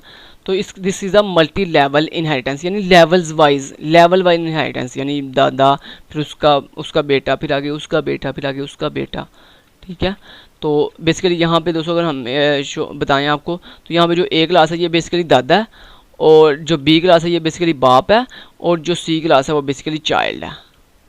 ओके ठीक है जी। अब मैं यहाँ पे देखो आपको कंपाइल करता हूँ। तो यहाँ पे देखो दोस्तों सबसे पहले क्या प्रिंट होगा, सबसे पहले आपका कंपाइलर आएगा सी क्लास के शो नाम के फंक्शन के पास, और जैसे इसके पास आएगा तो यहाँ पे मैंने उसे ऊपर भेज दिया, मैंने उसे अंदर आते सर कहा कि जो बी क्लास है उसके शो नाम के फंक्शन के पास जाओ पहले, बाद में आगे यहाँ पे ये प्रिंट करवाना। तो मेरा कंपाइलर ऊपर चला जाएगा बी के पास। जैसे ही वो बी के पास आया, शो नाम के फंक्शन के अंदर आया, तो मैंने उससे कहा नहीं नहीं अभी तुमने ये लाइन प्रिंट नहीं करनी, पहले तुम ऐसे करो, ऊपर जाओ ए क्लास के पास और उसके शो नाम के फंक्शन को कॉल करो। तो मेरा कंपाइलर यहाँ से उठ के ऊपर आ गया यहाँ पे। जैसे यहाँ पे आया तो सबसे पहले यहाँ पे जैसे शो के अंदर आएगा, अब यहाँ पे डिस्प्ले करवाएगा c out value of a variable की वैल्यू। देन दोस्तों जैसे ये शो नाम का फंक्शन कंप्लीट हुआ तो फ़ौरन से मेरा कंपाइलर वहाँ, आपको पता है कंपाइलर वापस वहाँ चला जाता जहाँ से वो ऊपर आया हुआ था। तो मेरा कंपाइलर कहाँ से ऊपर आया था, बी क्लास से, तो यहाँ पे वापस आ जाएगा बी क्लास के शो नाम के फंक्शन के पास इस जगह पे। तो आगे ये वाली लाइन डिस्प्ले करवाएगा value of B B. Then उसके बाद ये भी फंक्शन खत्म हो गया। जैसे ये खत्म हुआ उसके बाद कंपाइलर वापस उस जगह पे जाएगा जहाँ से आया था। तो कहाँ से आया था, इस सी क्लास से आया था। तो सी क्लास के अंदर ये वाली लाइन प्रिंट हो गई है ऑलरेडी, ये इसको कॉल कर लिया। देन उसके बाद ये वाली लाइन प्रिंट होगी वैल्यू ऑफ सी और सी वेरिएबल की वैल्यू। देन उसके बाद जैसे ये भी फंक्शन पूरा हुआ, देन फ़ौरन से कंपाइलर वापस जाएगा जहाँ से आया था, तो वापस चला जाएगा यहाँ पे लाइन नंबर 55 पे, और गेट स्टेज के साथ मेरी कमांड का वेट करेगा। जैसे मैं कोई की प्रेस करूँगा तो कंपाइलर जो है वो सॉफ्टवेयर क्लोज कर देगा। तो यहाँ पे देखना मैंने कंपाइल किया, और ये देखो दोस्तों सबसे पहले वैल्यू ऑफ ए 10, फिर वैल्यू ऑफ बी 20, फिर value of C 30। This is a multi level inheritance. लें जी, हमने टाइप्स ऑफ इनहेरिटेंस कवर कर ली हैं। अब नेक्स्ट चलते हैं फंक्शन ओवरलोडिंग। फंक्शन ओवरलोडिंग क्या होता है, फंक्शन ओवरलोडिंग ये होता है जब आप एक ही क्लास के अंदर सेम नाम के एक से ज़्यादा फंक्शन बना लेते हो। This is a multi function overloading. ठीक है, ठीक है, ओके। यहाँ पे देखो मैं क्लासेस, एक्स्ट्रा क्लासेस अब रिमूव कर देता हूँ। ओके, सिर्फ एक क्लास रहने देता हूँ ए नाम की। ठीक है, और इस ए नाम की जहाँ पे मैं ऑब्जेक्ट बना लेता हूँ ए। ओके जी, शो नाम का फंक्शन। ओके, अब यहाँ पे दोस्तों देखो मेरे पास यहाँ पे एक फंक्शन है शो नाम का। तो यहाँ पे दोस्तों मैं एक और फंक्शन बना सकता हूँ। यस, एक क्लास के अंदर मैं शो नाम का एक और फंक्शन बना सकता हूँ, लेकिन एक रिस्ट्रिक्शन है। वो क्या बोला, कहता है आप एक ही क्लास के अंदर, एक ही बॉडी के अंदर जब एक से सेम नाम के और सेम रिटर्न डाटा टाइप के एक से ज़्यादा फंक्शन बनाते हो तो वो आप बना सकते हो, लेकिन उनके जो नंबर ऑफ़ पैरामीटर्स हैं, ये जो आर्गूमेंट्स हैं, ये डिफरेंट होने चाहिए। ठीक है, तो यहाँ पे देखो मैं लिख दिया। अब अगर मैं आपको फंक्शन ओवरलोडिंग की डेफिनेशन बताऊँ तो ये इसकी डेफिनेशन होती है a function with same return data type with same name with same body execution but different number of parameters is called function overloading। और function overloading सेम क्लास के अंदर की जाती है, यानी एक क्लास के अंदर, एक ही क्लास के अंदर की जाती है। यहाँ पे देखो मैंने void show नाम से एक फंक्शन बनाया, और यहाँ पे मैंने जो है क्या किया, इसकी बॉडी बना दी। अब यहाँ पे मैंने लिख दिया cout वैल्यू ऑफ ए, और यहाँ पे ए वेरिएबल की वैल्यू। अब जैसे दोस्तों मैंने इसको कंपाइल किया, यहाँ पे एरर आएगा। एरर किस चीज़ का आएगा, क्योंकि मैंने आपको बताया था कि फंक्शन ओवरलोडिंग ये होता है कि same return data type, same name, same body execution but different number of parameters. तो यहाँ पे देखो दोनों की डाटा टाइप सेम है, यस सेम है, वाइड और वाइड। क्या दोनों का नाम सेम है, यस शो और शो। क्या दोनों की बॉडी एग्जीक्यूशन सेम है, यस। इसकी बॉडी के अंदर भी एक ही लाइन है जिसके अंदर लिखा हुआ है वैल्यू ऑफ ए, और इसके अंदर भी वही चीज़ लिखी हुई है।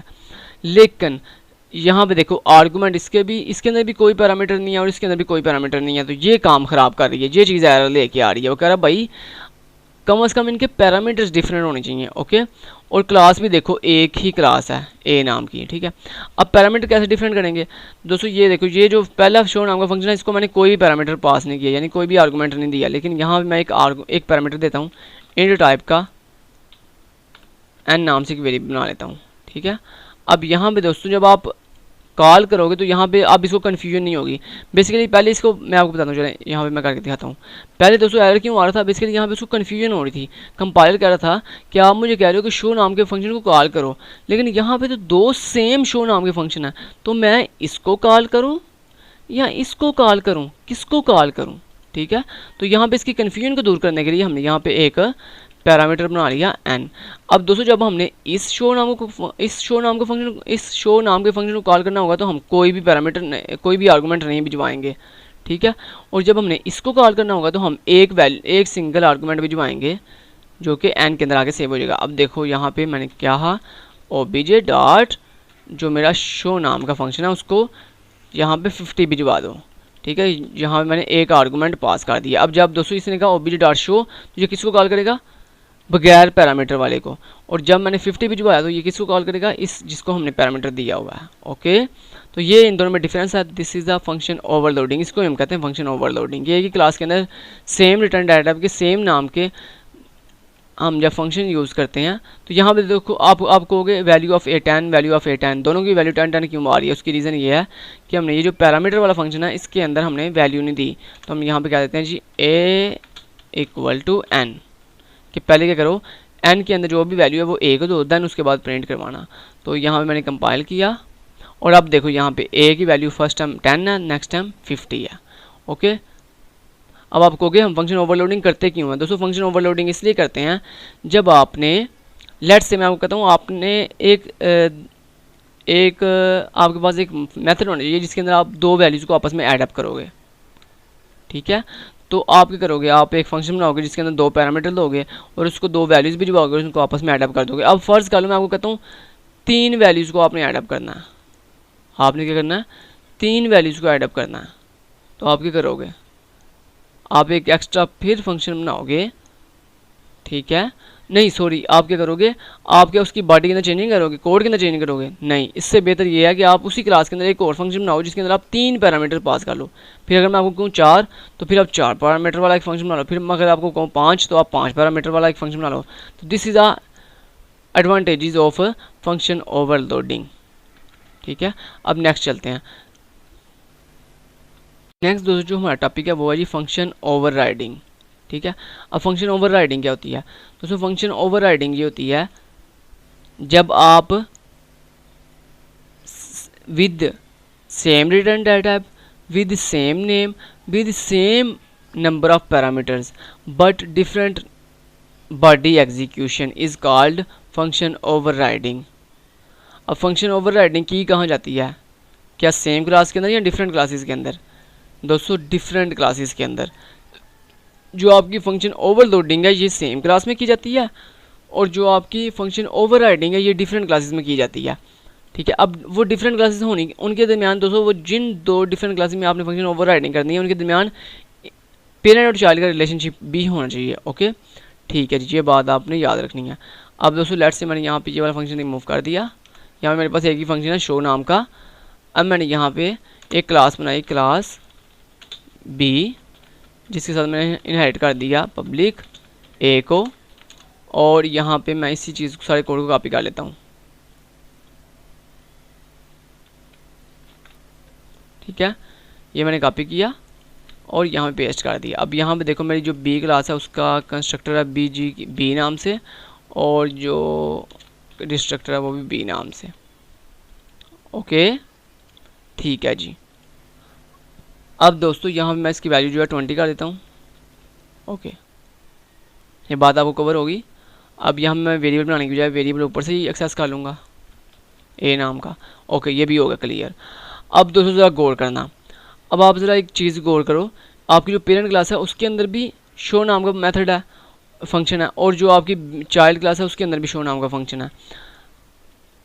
एक पेरेंट क्लास है दूसरी चाइल्ड क्लास है, दोनों के अंदर सेम फंक्शन है, रिटर्न डाटा भी सेम है, नाम भी सेम है, नंबर ऑफ पैरामीटर भी सेम है, ठीक है।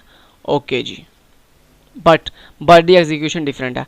बॉडी एग्जीक्यूशन कैसे डिफरेंट है, यहाँ पे देखिए जैसे ये शो के अंदर आएगा तो मैं इससे कहूँगा जो मेरी ए क्लास है उसके अंदर जो शो का फंक्शन है उसको कॉल करो।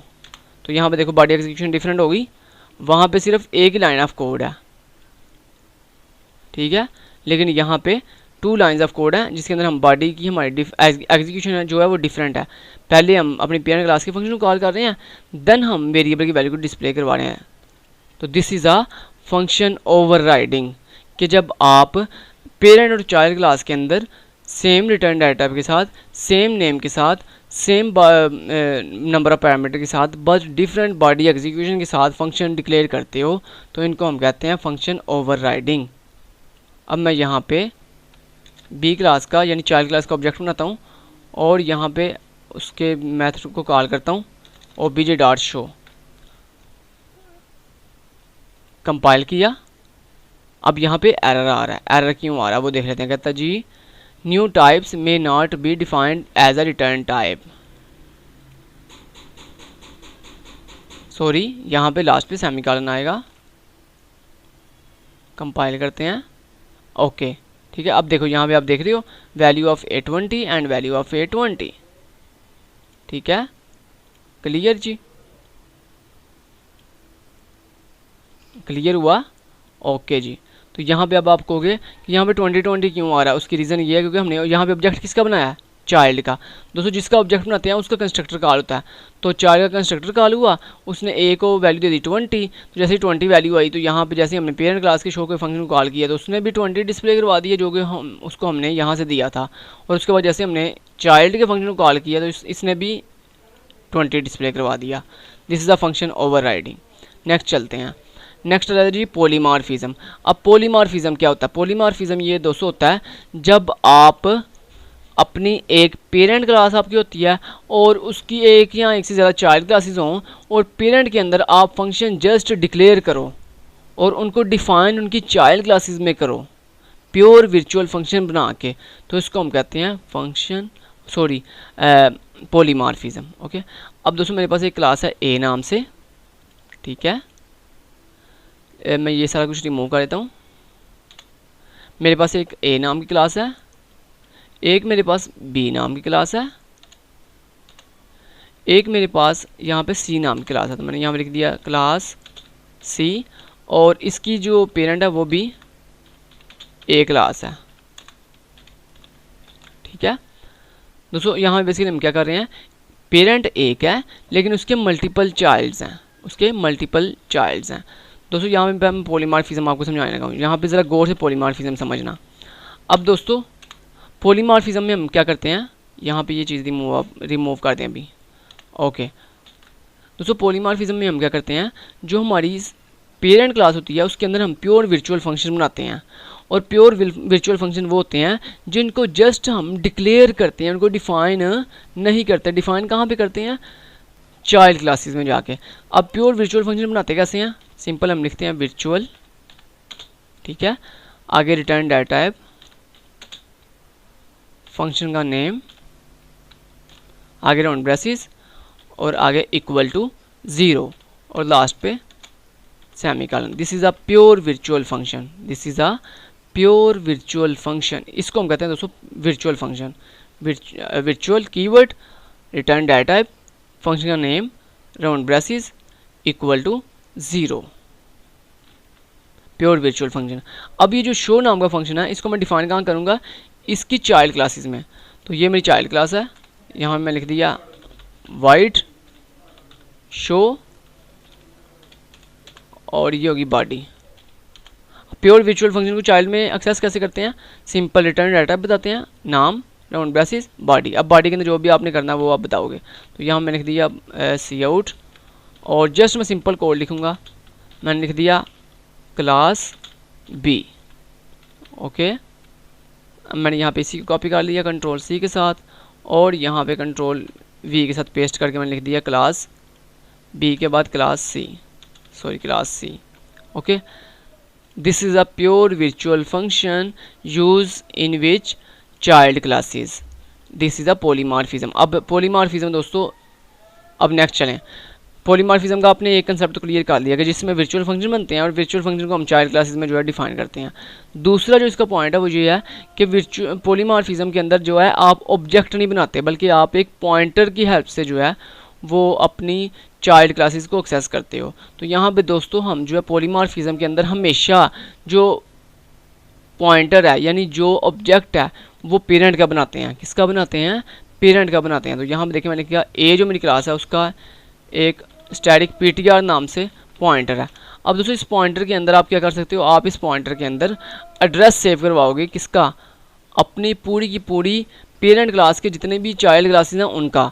तो यहाँ पे मैंने कहा, जो पहली दफ़ा मैंने कहा ptr को इक्वल कर दो न्यू बी क्लास के, ठीक है। दोस्तों जब ये यहाँ पे बेसिकली क्या हो रहा है, ये जो न्यू कीवर्ड है ये बेसिकली किसी भी क्लास को क्रिएट, जिस तरह ऑब्जेक्ट जो है वो किसी भी क्लास को क्रिएट करता है, ऐसे ही दोस्तों न्यू कीवर्ड भी एक क्लास को क्रिएट करता है। न्यू क्या, आप जो जिस भी क्लास का नाम या जिस भी बॉडी का नाम बताते हो ये इसको क्रिएट कर देता है। तो मैंने यहाँ पे कहा न्यू और आगे लिखा बी, तो इसने क्या किया, इसने बी क्लास को जो है वो क्रिएट कर दिया। अब जैसे दोस्तों हम किसी भी बॉडी को न्यू कीवर्ड के साथ क्रिएट करते हैं ना, तो ये जो न्यू कीवर्ड है ना, ये उसको क्रिएट करने के बाद एक एड्रेस हमें रिटर्न कर देता है, वो एड्रेस हम एक पॉइंटर में सेव करवाएंगे। तो यहाँ पे न्यू कीवर्ड ने बी क्लास को क्रिएट किया और बी क्लास को क्रिएट करने के बाद उसका एड्रेस हमने किसको दे दिया, पीटीआर को, और पीटीआर की डाटा क्या है, ए, यानी ए एक पेरेंट क्लास है जिसके अंदर इसकी सारी की सारी चाइल्ड क्लासेस को हम जो है वो एक्सेस कर सकते हैं। ओके, चलें आगे आ जाएं अब यहाँ पे। अब इस पीटीआर के पास किसका एड्रेस है, बी क्लास का, यानी बी जो मेरी चाइल्ड क्लास है। अब इस पीटीआर की हेल्प से मैं जो है अपनी चाइल्ड क्लास को एक्सेस कर सकता हूँ। तो दोस्तों जब आप किसी भी पॉइंटर की हेल्प से किसी भी क्लास को एक्सेस करते हो तो हम लिखते हैं पॉइंटर का नाम, आगे हम इस तरह एरो बनाते हैं, यानी ये जो माइनस का साइन है, और उसके बाद हम फॉरवर्ड स्लैश लगाते हैं, ये एरो बन गया। और उसके बाद हम दोस्तों लगाते हैं उस वेरिएबल का नाम या उस फंक्शन का नाम बताते हैं जिसको हमने एक्सेस करना हो। तो मैंने बी क्लास के अंदर जो मेरा शो नाम का फंक्शन है उसको एक्सेस करना है। ओके, उसके बाद दोस्तों मैंने कहा जो मेरी सी क्लास है उसको भी क्रिएट करो, तो मैंने कहा ptr इक्वल टू न्यू सी। अब क्या हुआ, अब न्यू कीवर्ड ने सी क्लास को क्रिएट किया और उसका एड्रेस जो है वो पीटीआर को दे दिया। तो मैंने अब यहाँ पे कहा, मैंने कहा अब जो पीटीआर के पास एड्रेस है, पहले पीटीआर के पास किसका एड्रेस था, बी का, तो उसने बी का शो नाम का फंक्शन कॉल करेगा। अब जो है मैंने क्या किया, अब मैंने सी क्लास क्रिएट कर दी है, तो अब पीटीआर के पास सी का एड्रेस आ गया। तो अब यहाँ पे मैंने कहा पीटीआर के पास जिसका भी एड्रेस है उसके अंदर जो शो नाम का फंक्शन है उसको कॉल करो। तो अब जो है वो पीटीआर जो है वो सी क्लास के शो के फंक्शन को कॉल करेगा। तो यहाँ पे देखो मैंने कंपाइल किया इसको, और यहाँ पे देखो आपको नज़र आ रहा है पहले क्लास बी का शो नाम का फंक्शन कॉल हुआ जिसके अंदर लिखा हुआ था क्लास बी, और उसके बाद सी क्लास का शो नाम का फंक्शन कॉल हुआ जिसके अंदर लिखा हुआ है क्लास सी। ओके, तो this is a polymorphism pure virtual in which use pure virtual function and pointers and access child classes, data members and member functions. Clear? तो this is a polymorphism. Next चलते हैं template. Template क्या होते हैं दोस्तों, template को सीखने से पहले छोटी सी आपको एक एग्जांपल दूंगा। यहाँ पे देखो, अब मैं ये सारी चीज़ें रिमूव कर देता हूँ क्योंकि अब हमें इनकी ज़रूरत नहीं है, ये रिमूव कर दिया मैंने। लेट्स से दोस्तों आपके पास एक फंक्शन है वाइड टेस्ट नाम से, जिसके अंदर आपने एक पैरामीटर लिया हुआ है इंट ए, ठीक है, ए नाम से। अब यहाँ पे मैंने सी आउट करवा दिया, सी आउट, मैंने कहा वैल्यू ऑफ ए, और यहाँ पे ए वेरिएबल। अब जरा गौर से देखो दोस्तों, अब इसका मतलब है जब भी मैं इस टेस्ट नाम के फंक्शन को कॉल करूँगा तो उसको मैं क्या भिजवाऊंगा, एक वैल्यू भिजवाऊंगा। किस डाटा टाइप की, इंट टाइप की। इंट के अलावा कोई और वैल्यू भिजवा सकता हूँ, नो, क्यों, क्योंकि यहाँ पे जो हमने ए वेरिएबल की डाटा रखी हुई है वो इंट ही है, तो इसका मतलब आप सिर्फ इंट टाइप की वैल्यू ही भिजवा सकते हो। तो यहाँ मैंने अगर मैंने कहा टेस्ट नाम के फंक्शन को कॉल किया और यहाँ पे 10 वैल्यू भिजवाई, ठीक है। अब अगर इसको मैं कंपाइल करूँ दोस्तों, ये कंपाइल हो गई, ये कह रहा है वैल्यू ऑफ ए 10। अब मान लो दोस्तों मैंने जो है इसी टेस्ट नाम के फंक्शन को जो है एक फ्लोटिंग वैल्यू भिजवानी है, तो मैं क्या करूँगा, मैं कहूँगा 10.5। तो यहाँ पे क्या ये कॉल होगा, नो, ये एरर देगा, सॉरी, फ्लोटिंग डाटा जो है ना वो चली जाएगी। क्यों, क्योंकि दोस्तों वो जाके कन्वर्ट हो जाएगी इंट में। लेकिन यहाँ पे अब मान लो कि यहाँ पे मैं भिजवाता हूँ जी लेट से कैरेक्टर, ठीक है, और यहाँ पे इसने कैरेक्टर को भी डिस्प्ले कर दिया। ओके, अब मैं यहाँ पे भिजवाता हूँ एक स्ट्रिंग,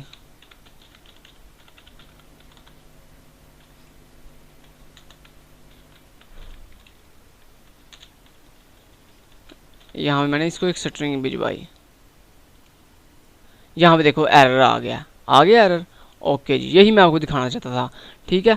और बेसिकली जब हमने फ्लॉट भिजवाया तो उसने क्या किया, उसने फ्लॉट को जो है वो इंट में कन्वर्ट कर दिया। जब हमने कैरेक्टर भिजवाया तो उसने क्या किया, उसने कैरेक्टर का जो भी आस्की कोड था ना इंट के अंदर वो बेसिकली पास कर दिया। लेकिन जब हमने स्ट्रिंग भिजवाया तो इसने एरर दे दिया। क्यों, क्योंकि इसने स्ट्रिंग को कन्वर्ट नहीं कर सकता इंट के अंदर। ओके, यही रीज़न थी, इसने एरर दे दिया। अब दोस्तों ये प्रॉब्लम है, यानी अगर मैंने एक ही फंक्शन को डिफरेंट डाटा टाइप्स के साथ कॉल करना हो तो यहाँ पे क्या आएगा, एरर आएगा और मेरी एग्जैक्ट वैल्यू डिस्प्ले नहीं होगी। जैसे मैंने आगे भिजवाया था 10.5 तो उसने क्या डिस्प्ले करवाया, उसने 10 डिस्प्ले करवाया। ठीक है, यही रीज़न है। तो यहाँ पे दोस्तों मेरे पास प्रॉब्लम है, तो इस प्रॉब्लम को दूर कौन करेगा, टेम्पलेट।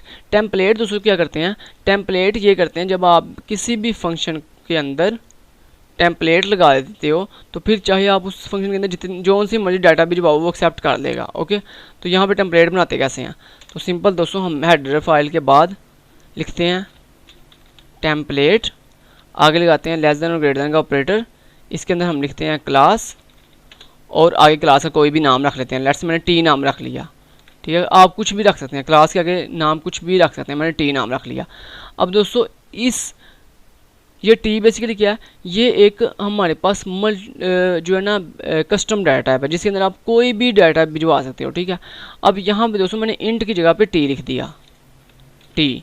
अब बेसिकली यहाँ पे टी का मतलब क्या है, टी का मतलब बेसिकली यहाँ पे ये है कि आप इस ए वेरिएबल के अंदर जो सी मर्जी डाटा भिजवाओ ये एक्सेप्ट कर देगा। ओके, क्यों, क्योंकि ये टी इज़ अ टेम्पलेट और टेम्पलेट के अंदर आप कोई भी वैल्यू भिजवाओ ये एक्सेप्ट कर लेगा। अब यहाँ पे देखो दोस्तों, मैंने ये फ़र्ज़ कर लें, यहाँ मैंने लिख दिया टेस्ट और इसको 10 भिजवा दिया। फिर मैंने दोबारा कॉल किया टेस्ट और इसको 10.5 भिजवा दिया। फिर देन मैंने दोबारा टेस्ट को कॉल किया टेस्ट और इसको मैंने सिंगल कैरेक्टर के भिजवा दिया। फिर मैंने स्ट्रिंग भिजवाई और फिर देन दोस्तों मैंने यहाँ पे एक और दफ़ा कॉल किया टेस्ट और यहाँ पे इसको बूलियन वैल्यू भिजवा दी ट्रू। ठीक है, अब यहाँ पे देखना ज़रा, कंपाइल करता हूँ और यहाँ पे देखो कोई एरर नहीं आया और यहाँ पे देखें इसने हर तरह की वैल्यू को एक्सेप्ट कर लिया। यहाँ पे देखें value of A10, value of A10.5, value of AK, value of A Khizar, value of A1। Okay, तो यहाँ पे देखो दोस्तों एक ही फंक्शन के साथ मैंने डिफरेंट डाटा के साथ उसको कॉल कर लिया। तो ये फ़ायदा होता है टेम्पलेट का कि आप टेम्पलेट के साथ एक ही फंक्शन को मल्टीपल डिफरेंट डाटा की वैल्यूज जो है वो पास कर सकते हो। तो दिस इज़ अ टेम्पलेट। इस तरह आप क्लास भी बना सकते हो। अभी मैंने आपको फंक्शन बनाना सिखाया टेम्पलेट का, आप क्लास भी जो है टेम्पलेट के साथ बना सकते हो। ठीक है, उसके बाद नेक्स्ट दोस्तों हमारे पास आज का जो लास्ट टॉपिक है वो है जी फाइल हैंडलिंग। तो फाइल हैंडलिंग आ गया। अब फाइल हैंडलिंग क्या चीज़ है, फाइल हैंडलिंग बेसिकली ये है कि जब आपने अपना जो रिकॉर्ड है वो अपने इस कंप्यूटर यानी अपनी इस लोकल मशीन के अंदर परमानेंट सेव करना हो तो उसके लिए दोस्तों हम जो है वो फाइल हैंडलिंग का इस्तेमाल करते हैं। अब यहाँ मैं ये सारी चीज़ें रिमूव कर देता हूँ। ठीक है, और यहाँ पे ये भी सारा रिमूव कर देता हूँ। ठीक है, अब यहाँ पे दोस्तों फाइल हैंडलिंग करने के लिए आपको 2 हेडर फाइल जो है वो इंक्लूड करवानी पड़ती हैं। कौन कौन सी, पहले नंबर के ऊपर हैश इंक्लूड stdio.h और दूसरी आपको इंक्लूड करवानी पड़ती है header file hash include f stream। ठीक है, अब दोस्तों studio.h जो है ये बेसिकली यूज़ होती है फाइल हैंडलिंग के अंदर। जब आपने किसी भी जो आपने फाइल क्रिएट की है नोटपैड की, उसको अगर आपने रिमूव या रीनेम करना हो, उस फाइल को रिमूव करना हो या रीनेम करना हो, उसका नाम चेंज करना हो, तो उसके लिए दोस्तों हम ये studio.h वाली हेडर फाइल यूज़ होती है। और ये जो f stream है ये बेसिकली आपकी फ़ाइल हैंडलिंग के लिए यूज़ होती है। यानी फ़ाइल हैंडलिंग यानी आपने फ़ाइल क्रिएट करनी है, फ़ाइल को अपडेट करना है, फ़ाइल को रीड करना है, फ़ाइल में डाटा राइट करना है, ये सारे काम करने के लिए ये जो f stream की फ़ाइल है ये यूज़ होती है। अब मैं अगर इसको कंपाइल करूँ यहाँ पे यहाँ तक तो ये देखें ये बिल्कुल ठीक रन हो रही है। ओके, ठीक है जी। अब दोस्तों फाइल हैंडलिंग के अंदर 2 कंसेप्ट होते हैं। मेन, आप क्या कर सकते हो, मेन 2 काम कर सकते हो। एक तो आप फाइल के अंदर डाटा राइट कर सकते हो, नंबर 2 या फिर आप डाटा रीड कर सकते हो। यही 2 काम है। बाकी हाँ और भी फंक्शन वो ऑपरेशंस हैं, डिलीट करना, इंसर्ट करना, वो सारी चीज़ें। लेकिन 2 मेन फंक्शनैलिटीज़ होती हैं फाइल के अंदर, फाइल में डाटा राइट करना और फाइल में से डाटा रीड करना। दोस्तों फाइल में डाटा राइट करने के लिए हम ऑफ स्ट्रीम का कीवर्ड यूज़ करते हैं, ऑफ स्ट्रीम। ठीक है, और फाइल में से डाटा रीड करने के लिए हम इफ स्ट्रीम का कीवर्ड यूज़ करते हैं। ऑफ स्ट्रीम क्या करता है, जस्ट फाइल में डाटा राइट करता है, और ऑफ स्ट्रीम इफ स्ट्रीम क्या करता है, कि जस्ट डाटा रीड करता है।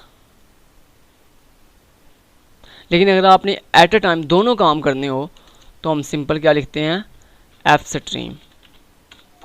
एफ स्ट्रीम बेसिकली राइट करने के लिए भी यूज़ होता है और रीड करने के लिए भी यूज़ होता है। ठीक है, तो बजाय इसके कि आप ऑफ स्ट्रीम या इफ स्ट्रीम लिखो तो आप एक ही दफ़ा एफ स्ट्रीम लिख लो। ठीक है, तो एफ स्ट्रीम से आप दोनों काम कर सकते हो, राइट भी कर सकते हो और रीड भी कर सकते हो। ठीक है, तो मैंने लिख दिया एफ स्ट्रीम। तो अब ये एफ स्ट्रीम जो कीवर्ड है ये फाइल को में डाटा राइट भी करेगा और रीड भी करेगा। अब उस जिस फाइल को ये राइट और रीड करेगा उस फाइल को एक्सेस करने के लिए दोस्तों हमें एक वेरिएबल बनाना पड़ेगा। तो दोस्तों वेरिएबल कैसे बनाते हैं, किसी भी फाइल को राइट और रीड करने के लिए हमें एक वेरिएबल बनाते हैं। तो वेरिएबल कैसे बनाते हैं, पहले हम बताते हैं कीवर्ड कि हमने फाइल को क्या करना है, राइट करना है या रीड करना है, या दोनों काम करना है। तो मैंने कहा एफ स्ट्रीम दोनों काम करने हैं। उसके बाद दोस्तों हम अपना वेरिएबल बनाते हैं। तो यहाँ पर मैंने फाइल नाम से एक वेरिएबल बना लिया। ठीक है, तो आप यहाँ पे लाजमी नहीं फाइल ही लिखो, आप कोई यहाँ पे वेरिएबल का नाम कुछ भी रख सकते हो, लेकिन यहाँ पे जो कीवर्ड है ये स्टैंडर्ड है। ठीक है, या ऑफ स्ट्रीम या इफ स्ट्रीम या एफ स्ट्रीम। तो एफ स्ट्रीम मैं तो एफ स्ट्रीम यूज़ करता हूँ क्योंकि मैं बजाय इसके कि मैं अलग अलग ऑफ स्ट्रीम या एफ स्ट्रीम यूज़ करूँ तो मैं एक ही दफ़ा एफ स्ट्रीम यूज़ कर लेता हूँ। तो एफ स्ट्रीम के आगे वेरिएबल हम बनाते हैं फाइल को एक्सेस करने के लिए। तो जब भी आपने फाइल को फिर एक्सेस करना होगा ना तो आप फाइल कहा करोगे, आप कहोगे फाइल डॉट। जिस तरह हम दोस्तों किसी भी क्लास को क्रिएट करने के लिए एक्सेस करने के लिए हम क्या करते हैं, उसके ऑब्जेक्ट का नाम बोलते हैं। तो ऐसे ही दोस्तों फाइल को एक्सेस करने के लिए हमने जो फाइल के ये जो फाइल का ऑब्जेक्ट वेरिएबल बनाया होता है इसके साथ हम उसको कॉल एक्सेस करते हैं। ठीक है, तो यहाँ पे मैंने वेरिएबल का नाम रखा है फाइल, आप कुछ भी नाम रख सकते हो। ओके, अब दोस्तों यहाँ पे आपके पास एक वेरिएबल है स्ट्रिंग नेम नाम से, जिसके अंदर वैल्यू पड़ी हुई है खिज़र शहाल, खिज़र पड़ा हुआ है। ठीक है, खिज़र। ओके, ठीक है, string name equal to Khizar. अब दोस्तों आप जाते हो ये जो नेम नाम का वेरिएबल है इसके अंदर जो नाम पड़ा हुआ है खिज़र, इसको आप एक नोटपैड की फाइल क्रिएट करना चाहते हो और उसके अंदर राइट करना चाहते हो, यानी अपने इस खिज़र नाम को आप अपने इस लोकल मशीन के अंदर परमानेंट सेव करना चाहते हो। तो उसके लिए आप क्या करोगे, आप फाइल को ओपन करोगे। दोस्तों सबसे पहले हम वेरिएबल क्रिएट करते हैं, देन उसके बाद फाइल को ओपन करते हैं। तो यहाँ पे मैं आपको स्टेप बता दूँ, फाइल के कुछ स्टेप्स होते हैं।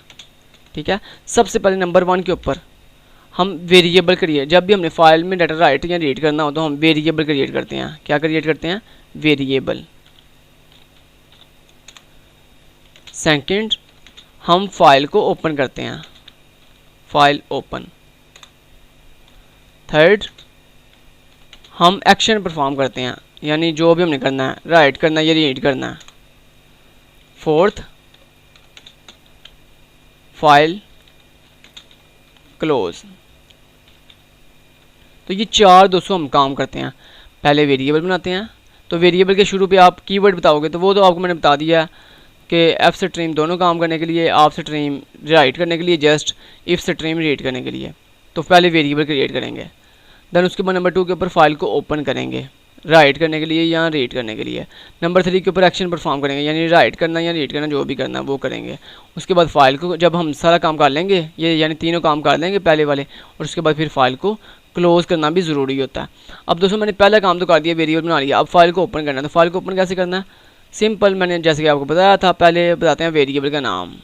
तो मैंने यहाँ पे कहा फाइल, अब लगाते हैं डॉट, तो डॉट लगा दिया। अब क्या करना है, ओपन करना है। दोस्तों हम लिखते हैं ओपन, ठीक है, और उसके बाद लगाते हैं राउंड ब्रेसेस।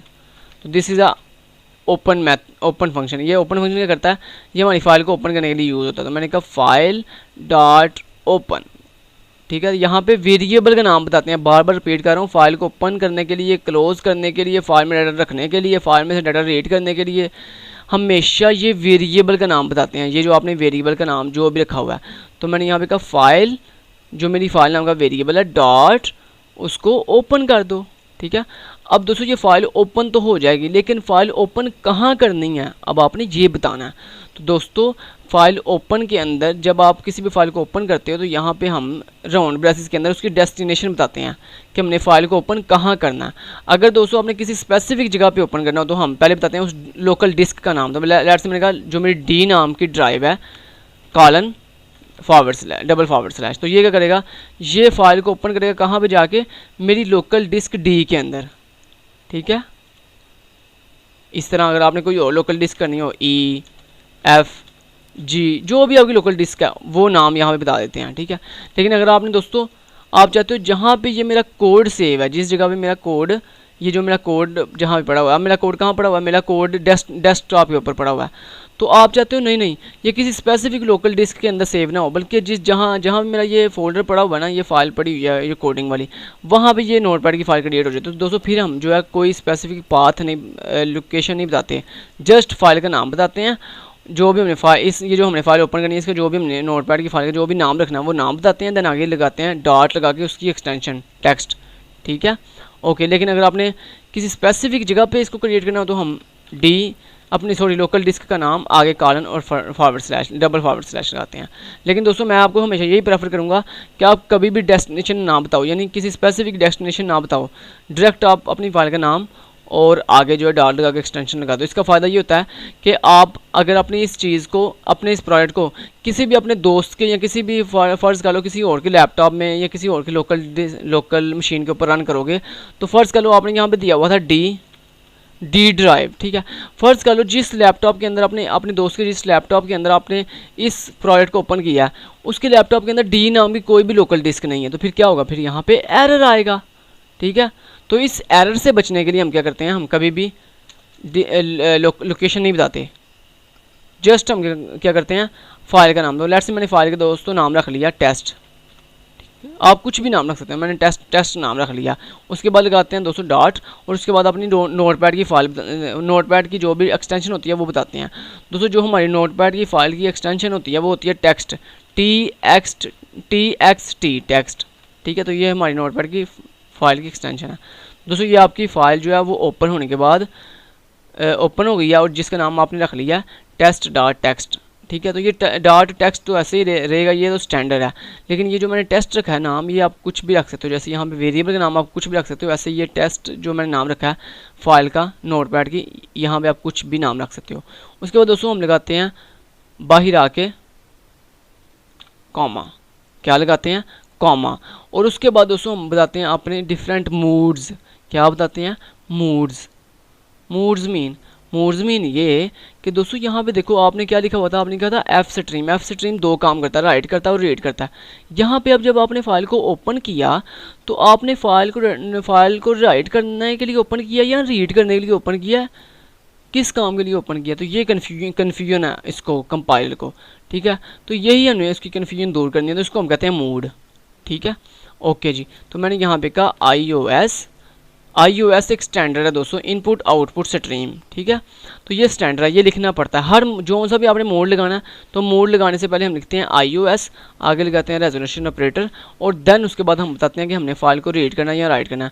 दोस्तों अगर आपने राइट करना हो तो आप लिखते हो आउट, क्या लिखते हो, आउट। अगर आपने फाइल को रीड करना हो तो आप लिखते हो इन। ठीक है, मैंने राइट करना तो मैं यहाँ पे लिखूंगा आउट। ठीक है, ओके जी। ले जी, फाइल ओपन हो गई, फाइल का नाम भी रख लिया और ये भी बता दिया कि फ़ाइल को मैंने किस काम के लिए ओपन किया है, राइट करने के लिए या रीड करने के लिए, राइट करने के लिए। अब दोस्तों फाइल तो ओपन हो गई, अब फाइल में डाटा भिजवाते कैसे हैं, सिंपल। फाइल में अगर आपने डाटा राइट करना हो दोस्तों फाइल का वेरिएबल का नाम बताते हैं, तो मेरी फाइल का वेरिएबल का नाम क्या है, फाइल। उसके बाद दोस्तों अगर आपने फाइल में डाटा भिजवाना हो यानी राइट करना हो तो हम सी आउट के लिए कौन से ऑपरेटर यूज़ करते हैं, ये वाले, यही ऑपरेटर दोस्तों हम फाइल के लिए भी यूज़ करते हैं। जब आपने डाटा फाइल के अंदर भेजना हो यानी राइट करना हो, जब फाइल के अंदर डाटा राइट करना हो तो फाइल के वेरिएबल के नाम के आगे ये वाले ऑपरेटर लगाते हैं। ठीक है, लेस देन के, और फिर दोस्तों उस वेरिएबल का नाम बताते हैं जिसकी वैल्यू को हमने फाइल के अंदर भिजवाना है। तो मैंने इस नेम नाम के वेरिएबल के अंदर जो वैल्यू है खिजर, इसको फाइल में भिजवाना था, मैंने यहाँ पर लिख दिया नेम और लास्ट पे सेमीकोलन। यहाँ पे फ़र्ज़ कर लें एक और अगर वेरिएबल होता तो फ़र्ज़ कर लें आपके पास एक वेरिएबल है एज नाम से, इंट इंट एज नाम से, और जिसके अंदर आपके पास पड़ा हुआ है 24, ठीक है। तो अब दोस्तों अगर हमने इन दोनों को अंदर इन दोनों की वैल्यू भिजवानी तो हम क्या करेंगे, सिंपल वही तरीका जैसे मैंने आपको बताया था, अगर आपने एक ही सी आउट के साथ मल्टीपल काम करने हो तो आप ये लेस देन के ऑपरेटर बार बार रिपीट करोगे। इसी तरह दोस्तों आपके पास फाइल के अंदर आपने जितने वेरिएबल की वैल्यू भिजवानी हो उतनी दफ़ा आपको ये लेस देन के ऑपरेटर लगाने पड़ते हैं। तो यहाँ मैंने लिख दिया एज, लास्ट पे सेमी कॉलन, ठीक है। और दोस्तों एक और काम जो मस्ट आपने करना होता है, जब भी आप फाइल में डाटा राइट करो यानी फाइल में डाटा भिजवाओ, तो दोस्तों जैसे ही आपके सारे वेरिएबल जिन जिन की वैल्यूज़ को अपनी फाइल में भिजवाना, जैसे ही वो कंप्लीट हो जाएं तो लास्ट पे दोस्तों \n करना मत भूलिएगा। ये बात आपने हमेशा याद रखनी है। जब भी दोस्तों आपने फाइल में डाटा राइट करना है तो राइट करने के बाद जितना भी आपने डाटा राइट करना है, जैसे ही वो राइट हो जाए यानी जितने भी वेरिएबल की वैल्यू भिजवानी है, जैसे ही वो सारे वेरिएबल की वैल्यू कंप्लीट हो जाए तो लास्ट पे \n लगाना मत भूलिएगा। ताकि क्योंकि जब नेक्स्ट टाइम किसी नेक्स्ट बंदे का डाटा अंदर आप राइट करें तो वो न्यू लाइन में जाके सेव हो। ऐसा ना हो कि एक ही लाइन के अंदर सारा डाटा सेव होता रहे। तो ऐसे नहीं होना चाहिए, बल्कि हर बंदे का डाटा न्यू लाइन में सेव हो। तो उसके लिए हम यहाँ पे \n लगा देते हैं, ठीक है। और एक और चीज़ आपने याद रखनी है, तो जब हम डाटा राइट कर रहे होते हैं ना, तब दोस्तों हर वेरिएबल की वैल्यू से पहले हम यहाँ पे एक स्पेस भी देते हैं, ताकि अच्छा राइट करते हुए दोस्तों आप डाटा राइट करते हुए आप जितनी मर्जी डिज़ाइनिंग कर लो, डिज़ाइनिंग होती जाएगी फाइल में। जब रीड करते हैं ना तब कोई डिज़ाइनिंग नहीं करते, ना तो स्पेस देते हैं और ना ही ये \n ये सारी चीज़ें करते हैं, ठीक है। जस्ट रीड करते हैं। लेकिन जब राइट करना हो ना तो देखो दोस्तों, अगर हम ये स्पेस नहीं देंगे तो क्या होगा भला, नेम के साथ एज जो है साथ जुड़ जाएगी, यानी कुछ इस तरह से ये आएगा फाइल में डाटा कुछ इस तरह सेव हो जाएगा जाके, यानी लिखा हुआ यहाँ पे लिखा हुआ है खिज़र 24। तो अब खिज़र 24 क्या है, खिज़र तो एक नाम है, अब 24 क्या है, एज है। तो इन दोनों के दरमियान स्पेस होनी चाहिए। तो स्पेस देने के लिए दोस्तों ये आपको स्पेस देनी पड़ेगी, ठीक है। तो ये चीज़ें आपने याद रखनी है। ये काम करने के लिए आपको ये सारा कुछ करना पड़ता है, ठीक है। एक वेरिएबल की वैल्यू भिजवाने के बाद देन आप दोगे स्पेस, उसके बाद फिर अगला वेरिएबल, देन स्पेस, फिर अगला वेरिएबल, देन स्पेस, फिर लास्ट वेरिएबल के बाद \n लगाना मत भूलिएगा, ठीक है। उसके बाद दोस्तों हमने डाटा राइट कर दिया। अब लास्ट चौथा काम क्या था, फाइल को क्लोज करना। तो फाइल को क्लोज कैसे करना है, फाइल के वेरिएबल का नाम, तो वेरिएबल का नाम क्या है, file.close, क्लोज फंक्शन। दोस्तों क्लोज एक बिल्ट इन फंक्शन है जो क्या करता है, हमारी फाइल जो ओपन हुई होती है उसको क्लोज कर देता है। तो ले जी हमने फाइल क्लोज कर दिया। अब देखो दोस्तों यहाँ भी मैं पहले आपको दिखाऊँ, यहाँ पे देखो डेस्कटॉप के ऊपर आपको कोई भी फाइल नज़र तो नहीं अभी आ रही नोटपैड की, ये एक ही फाइल है नोटपैड की, ये पड़ी हुई है, ठीक है। इसके अलावा कोई नोटपैड की फाइल नहीं है। लेकिन अभी आप देखना ज़रा, ये मैंने कंपाइल किया और यहाँ पे देखो कुछ भी डिस्प्ले नहीं हुआ। क्यों, क्योंकि दोस्तों हमने अभी फाइल में डाटा सिर्फ राइट किया, रीड नहीं किया। तो यहाँ पे देखो ये बंद हो गया, लेकिन दोस्तों आपका डाटा राइट हो चुका है। यहाँ मैं आपको दिखाता हूँ, ये देख रहे हो, ये आपकी डेस्कटॉप के ऊपर देखो दोस्तों कि न्यू नोटपैड की फाइल की डेट हो गई है टेस्ट नाम से। अगर मैं इसको ओपन करूँ तो यहाँ पे देख रहे हो आप, ये देखो आपकी फ़ाइल के अंदर खिज़र और स्पेस और उसके बाद 24 सेव हो गया। तो this is a file handling for saving permanent data in any local machine, ठीक है।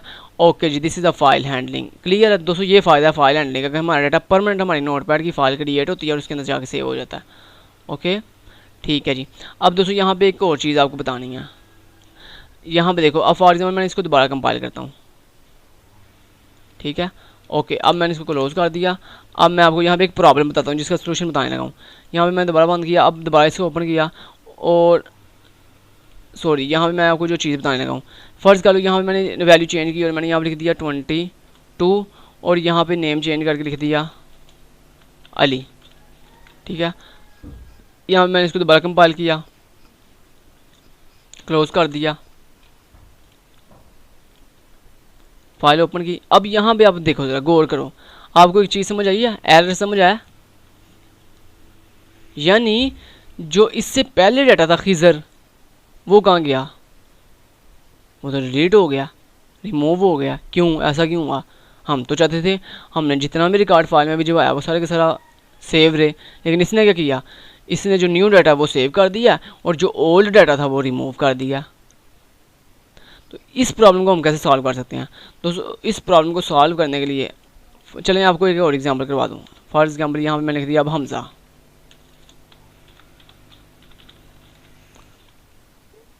दोबारा कंपाइल किया,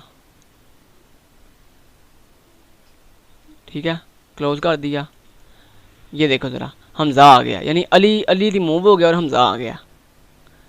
इसका मतलब है ये प्रॉब्लम है कि जैसे ही हम न्यू कोई डाटा देते हैं तो ये ओल्ड डाटा को रिमूव कर देता है और न्यू डाटा सेव कर देता है। तो इस प्रॉब्लम से कैसे बचा जा सकता है? दोस्तों इस प्रॉब्लम से बचने के लिए हम क्या कर सकते हैं, जब भी आप फाइल को ओपन करो राइट मोड के लिए, यानी iOS आउट मोड के लिए, दोस्तों यहाँ पे आप लगाओ एक स्ट्रेट लाइन, यानी जिसको हम पाइप कहते हैं, ये लगाओ और उसके बाद लिखो iOS रेजोल्यूशन ऑपरेटर और उसके आगे लिखो app, APP app. App mean append.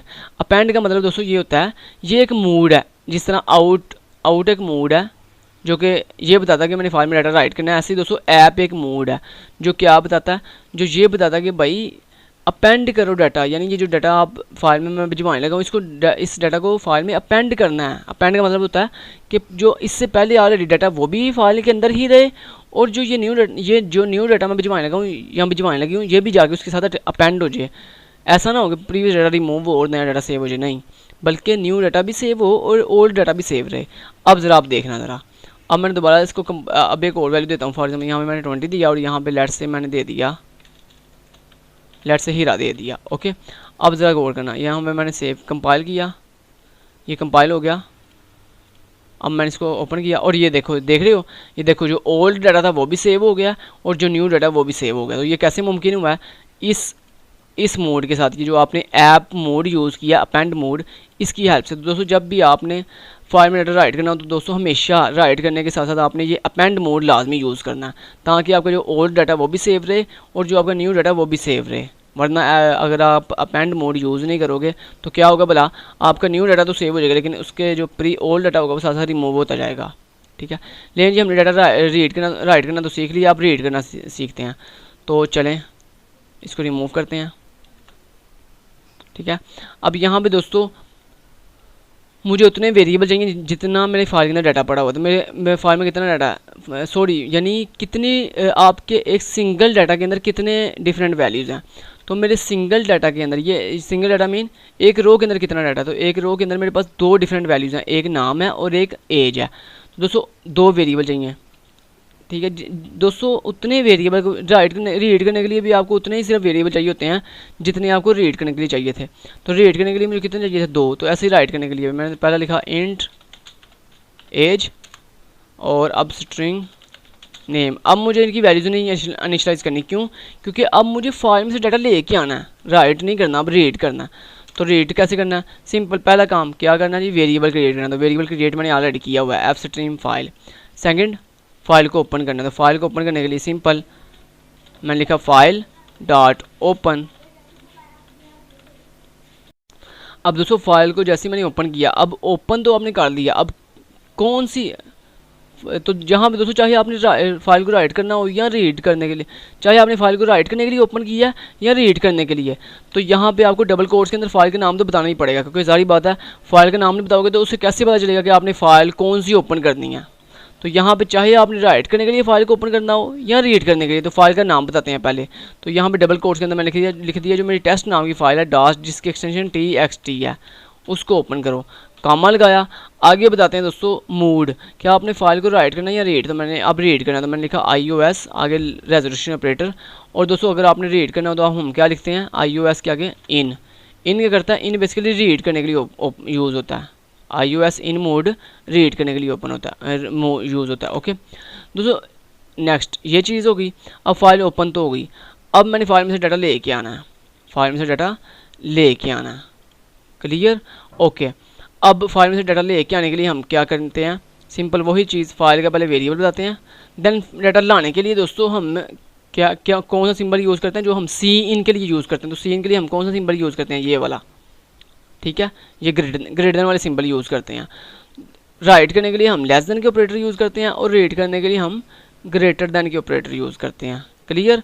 Okay जी, अब दोस्तों फाइल में से डाटा लाने की जो तरतीब होती है ना, ये सेम एज़ वही होनी चाहिए जैसे आपने फाइल में से डाटा राइट किया था, यानी फाइल में जिस तरतीब से डाटा पड़ा हुआ है उसी तरतीब से आपने रीड करना है। यानी पहले अगर नेम है तो पहले नेम गेट करना है, उसके बाद एज है तो फिर एज गेट करनी है। ऐसा नहीं कि पहले एज गेट कर दी फिर नेम गेट कर दिया, नहीं, जो तरतीब आपने फाइल में राइट करते हुए लगाई हुई है वही तरतीब दोस्तों रीड करते हुए लगाते हैं। अगर वही तरतीब ना लगाएं तो यहाँ पे एरर आ जाएगा। ओके, ये बात आपने याद रखनी है हमेशा, ठीक है। तो यहाँ पे पहले नाम है, तो मैंने यहाँ पे लिख दिया ने, जो भी फाइल के अंदर जो भी नेम पड़ा हुआ है वो नेम वाले वेरिएबल में ला के रख दो। उसके बाद दोस्तों यहाँ पे कोई स्टाइलिंग नहीं करते, यहाँ पे जस्ट जितनी आपकी वैल्यूज हों उनको वन बाय वन गेट करने के लिए वेरिएबल के नाम लिखते जाते हैं। तो देन उसके बाद नंबर 2 पे क्या एज, तो मैंने ये लिख दिया एज ले क्या, और उसको एज नाम के वेरिएबल में सेव करवा दिया। उसके बाद लास्ट पे सेमीकोलन, क्योंकि दो ही वैल्यूज थी वो स्क्रीन पर आ गई हैं। ओके, उसके बाद दोस्तों यहाँ पे फाइल में से डाटा मैं लेके आ चुका हूँ, ठीक है। और अब मैं क्या करूँगा, फाइल को क्लोज करूँगा। तो मैंने लिख दिया फाइल .close क्लोज, ठीक है। तो अब मैं इसको कंपाइल करता हूँ। यहाँ पे देखना ये कंपाइल किया, लेकिन यहाँ पे कुछ डिस्प्ले नहीं हुआ। क्यों? क्योंकि दोस्तों आप फाइल में से डाटा लेके थे आए हो, लेकिन आपने सी आउट के साथ स्क्रीन पे डिस्प्ले तो नहीं किया, क्योंकि आपको पता है फाइल में से डाटा लाने के लिए तो आपने फाइल में से डाटा ले आए, ठीक है। लेकिन स्क्रीन पे डिस्प्ले करवाने के लिए तो हम क्या यूज़ करते हैं, सी आउट। तो यहाँ पे सी आउट तो आपने यूज़ ही नहीं किया, तो यहाँ पे लिखो सी आउट, और यहाँ पे लिख देते हैं हम जी \n और यहाँ पे लिख देते हैं जी नेम। और एक और चीज़ आपको बताऊं, ये जो हेडिंग्स होती है ना, ये जब आप डाटा फाइल में राइट करते हैं ना, तो ये हेडिंग नहीं फाइल में भिजवाते हैं, जस्ट डाटा भिजवाते हैं, ठीक है। ये जो हेडिंग्स होती है ना, ये जस्ट जब हम डाटा डिस्प्ले करते हैं ना स्क्रीन के ऊपर सी आउट के साथ, तब हम खुद ये लगाते हैं। ये जो हेडिंग अक्सर बच्चे क्या करते हैं, अक्सर स्टूडेंट जो है वो माशाल्लाह इतने हजरत होते हैं, वो ये साथ हेडिंग जब फाइल में डाटा राइट कर रहे होते हैं तो ये हेडिंग भी साथ भिजवा रहे होते हैं। तो मेरे भाई हेडिंग नहीं भिजवाते, सिर्फ जस्ट डाटा भिजवाते हैं। जब डाटा स्क्रीन पर डिस्प्ले करते हैं तब ये हेडिंग लिखते हैं। तो अब ये देखो मैंने यहाँ पर लिख दिया हेडिंग नेम, और यहाँ पे जो भी नेम वेरिएबल में जो भी फाइल में से नेम वेरिएबल के अंदर वैल्यू आई है वो यहाँ पे डिस्प्ले हो जाएगी। उसके बाद मैंने यहाँ पे लिख दिया सी आउट, और यहाँ पे मैंने लिख दिया एज, और यहाँ पे एज वेरिएबल के अंदर जो भी फाइल में से रिकॉर्ड आया वो यहाँ पे डिस्प्ले हो जाएगा। अब यहाँ पे देखो मैंने कंपाइल एंड रन किया, और यहाँ पे देखो नेम हमज़ा और एज 21, ठीक है। ओके जी, यानी फाइल के अंदर जो भी पहला डाटा था, पहला रिकॉर्ड था, वो इसने डिस्प्ले करवा दिया। लेकिन दोस्तों मैं चाहता हूँ फाइल के अंदर जितना भी रिकॉर्ड है सारे का सारा डिस्प्ले हो स्क्रीन पे, तो वो हम कैसे करेंगे। अब जो फाइल के अंदर जितना भी रिकॉर्ड है वो सारा डिस्प्ले करने के लिए आपको क्या करना पड़ता है, कि लूप लगानी पड़ती है। क्योंकि आपको पता है दोस्तों फाइल में कितना रिकॉर्ड है हमें नहीं पता, हमें पता है नहीं, हमें तो नहीं पता फाइल में कितना रिकॉर्ड है। तो उसके लिए दोस्तों आप पहली दफ़ा लिखते हो फाइल में से डाटा, जैसे हमने अभी रीड किया, ऐसे ही हम रीड करते हैं। एक दफ़ा रीड करने के बाद दोस्तों बार बार रीड करने के लिए हम अब लगाएंगे यहाँ पे एक वाइल लूप, ठीक है। वाइल लूप लगाते हैं, ठीक है। क्या लगाते हैं? वाइल लूप, और वाइल लूप के राउंड ब्रेसेस, और उसके बाद ये बॉडी, ठीक है। अच्छा दोस्तों, तो ये जो फाइल में से डाटा लाने के लिए आपने ये फर्स्ट टाइम जो लाइन लिखी थी, ये लाइन ऐसे ही लिखी रहनी देनी है, ठीक है। जब भी आप डाटा रीड करें तो ये लाइन पहली दफ़ा ये लाइन लाजमी लिखते हैं, ठीक है। उसके बाद वाइल लूप लगाते हैं। ये नहीं आपने डायरेक्ट वाइल लूप लगा दी और उसके अंदर जाके ये वाली जो रीड करने वाली लाइन है ये आप उसके अंदर जाके लिखो। ये वाइल लूप के अंदर भी लिखते हैं, क्योंकि वाइल लूप के अंदर जाके ये लिखेंगे तो वाइल लूप जब चलेगी तो अंदर से डाटा लेके आएगी ना फाइल में से। तो ये वाइल के अंदर भी लिखते हैं, लेकिन एक दफ़ा वाइल से पहले भी लिखते हैं। ये बात आपने याद रखनी है। अब दोस्तों यही जो चीज़ फाइल में से डाटा लेके आ रही है, इसको हम यहाँ से कॉपी करते हैं और फाइल के अंदर भी लिखना है इसको यहाँ पे। ओके, लिख लिया। अब दोस्तों यहाँ पे वाइल के अंदर हम एक चीज़ लिखते हैं जो आपने स्टैंडर्ड है, ये हमेशा आपने हर दफ़ा लिखनी है। आपने क्या करना है, यहाँ पे लिखाना फैक्टोरियल का साइन, यानी नॉट का ऑपरेटर, फैक्टोरियल का साइन आगे लिखते हैं दोस्तों अपनी फाइल जो भी आपका वेरिएबल का नाम हो। तो आपके यहाँ पे वेरिएबल का नाम क्या है, फाइल। तो यहाँ पे आप लिखो फाइल, आगे लिखते हैं डॉट, आगे लिखते हैं EOF। EOF एक फंक्शन है दोस्तों जो क्या करता है, बेसिकली दोस्तों मैंने आपको जैसे कि बताया था कि फाइल के अंदर कितना रिकॉर्ड है हमें नहीं पता, ठीक है। अब दोस्तों ये वाइल लूप को कैसे पता चलेगा कि फाइल के अंदर डाटा है कि नहीं है, यानी डाटा एंड हुआ कि नहीं हुआ। दोस्तों यहाँ पे बेसिकली ये फाइल के नेम के आगे डॉट के आगे ये जो EOF है ना, ये बेसिकली एक फंक्शन है जो ये बताता है मेरी वाइल लूप को कि EOF mean end of file, कि ये बताता है क्या फाइल एंड हो गई या कि नहीं हुई, क्या फाइल एंड हुई है कि नहीं हुई। अगर फाइल एंड हो गई हो तो ये वाइल लूप चलना बंद हो जाती है, और अगर फाइल एंटर ना हुई तो ये वाइल लूप नेक्स्ट चलती है। ओके, अब ये दोस्तों फर्स्ट टाइम जो हम रिकॉर्ड, ये जो फर्स्ट टाइम हम फाइल में से रिकॉर्ड लेके आए थे, इसको डिस्प्ले करने के लिए हम ये वाइल लूप के अंदर जो है ना, यहाँ पे सी आउट की वो जो हमने कमांड लिखी थी ना अभी वो हम यहाँ पे लिखते हैं, ठीक है। ओके, वो आप यहाँ पे लिखते हो। तो यहाँ पे देखो दोस्तों मैंने लिख दिया नेम, और यहाँ पे मेरा नेम आ गया। और उसके बाद मैंने लिख दिया सी आउट, और यहाँ पे मैंने लिख दिया एज, और यहाँ पे एज ई एज लिख दिया, और यहाँ पे मैंने एक दफ़ा फिर सी आउट किया, और यहाँ पे मैंने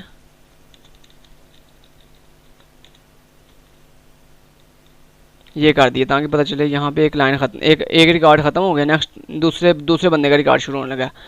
तो यहाँ पे देखो अब मैंने कंपाइल किया इसको, और ये आप देख रहे हो आपकी फाइल में जितना भी रिकॉर्ड था सारा डिस्प्ले हो गया। पहला रिकॉर्ड था हमज़ा इस A21, फिर नेम था हीरा नेम 20 एज 20, ठीक है। तो इस तरह दोस्तों आप सारा मल्टीपल रिकॉर्ड जो है वो डिस्प्ले करवाते हो। क्लियर? ओके जी, हमने मल्टीपल रिकॉर्ड भी देख लिए। अब दोस्तों यहाँ पे एक ये आपका अभी भी एक एरर है, जो एरर अभी भी दोस्तों काम मोस्टली लोगों को यहाँ पे एक एरर आता है जो मैं आपको दिखाने का हूँ। यहाँ पे देखना ज़रा, फ़र्ज़ कर लें दोस्तों किसी वजह से आपने ये फ़ाइल डिलीट कर दी, ठीक है, और अब आपने इसको फाइल जैसे डिलीट कर दिया, तो करने के बाद अब आपने दोस्तों इसको दोबारा ऐसे ना कंपाइल किया रीड करने के लिए। अब जैसे दोस्तों आपने रीड करने के लिए कंपाइल किया तो यहाँ पे देख रहे हो ये एक एरर आ रहा है, देख रहे हो ये अक्सर स्टूडेंट का आता है। ये क्यों ऐसा हुआ? ऐसा इसलिए हुआ कि दोस्तों आपकी फ़ाइल एग्जिस्ट ही नहीं करती आपके सिस्टम में, क्योंकि आपने फ़ाइल तो रीड कर दी, लेकिन जब आपने फ़ाइल को यहाँ पे ओपन किया किस काम के लिए? रीड करने के लिए। किस काम के लिए? रीड करने के लिए।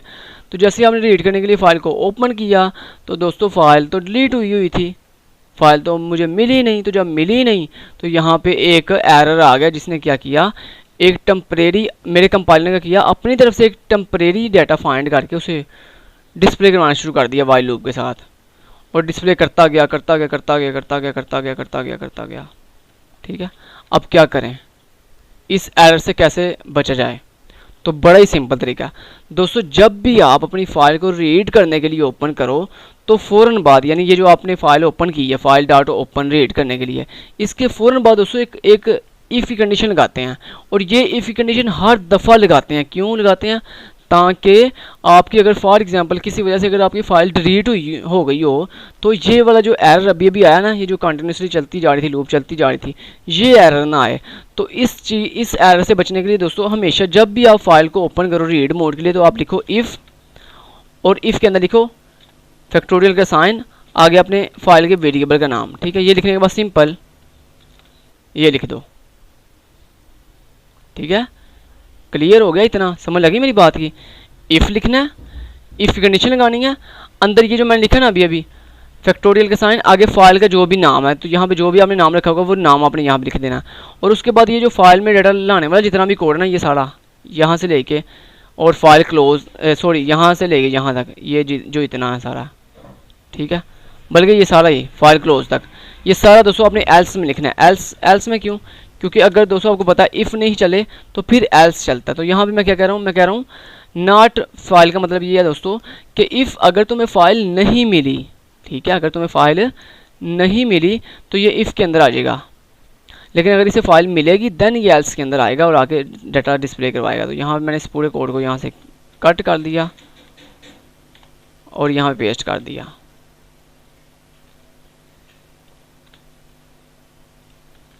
ठीक है।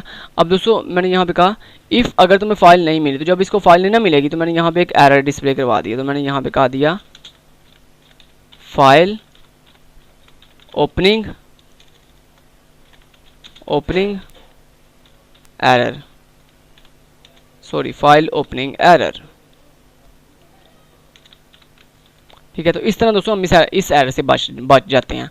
हम एक इफ़ की कंडीशन लगाते हैं और उसके बाद एल्स के अंदर वो सारा कोड लिख देते हैं जो हम पहले लिख रहे थे, ठीक है। अब देखना ज़रा, अब ये एरर नहीं आएगा। ये कंपाइल किया और यहाँ पे देखो अब वो कह रहा है फाइल ओपनिंग एरर, कि भाई मुझे फ़ाइल आपकी नहीं मिली और उसने आपको बता दिया कि फ़ाइल ओपनिंग एरर, ठीक है। तो इस तरह दोस्तों हम इस एरर से बच सकते हैं। क्लियर? ओके जी। तो ये है दोस्तों फाइल में डाटा राइट करना, फाइल में से डाटा रीड करना। और अच्छा, अब मैं आपको सर्च करना भी सिखा दूं। सर्च करना, क्या फाइल में डाटा सर्च कैसे करते हैं। फॉर एग्जांपल दोस्तों आपने फाइल में से डाटा सर्च करना है, ठीक है। लेट्स से आपके पास एक नेम है स्ट्रिंग डाटा के साथ, एक s_ नेम है यानी सर्च नेम है जो आपने सर्च करना है, ठीक है। लेट्स से आपने यूज़र से पूछा क्या नेम सर्च करना है?